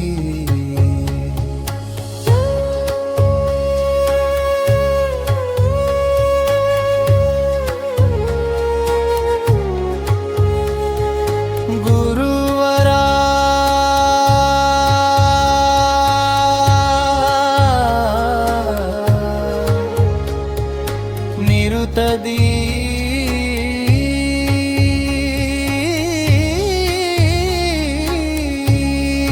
ವಾಸಿಸಿದಿ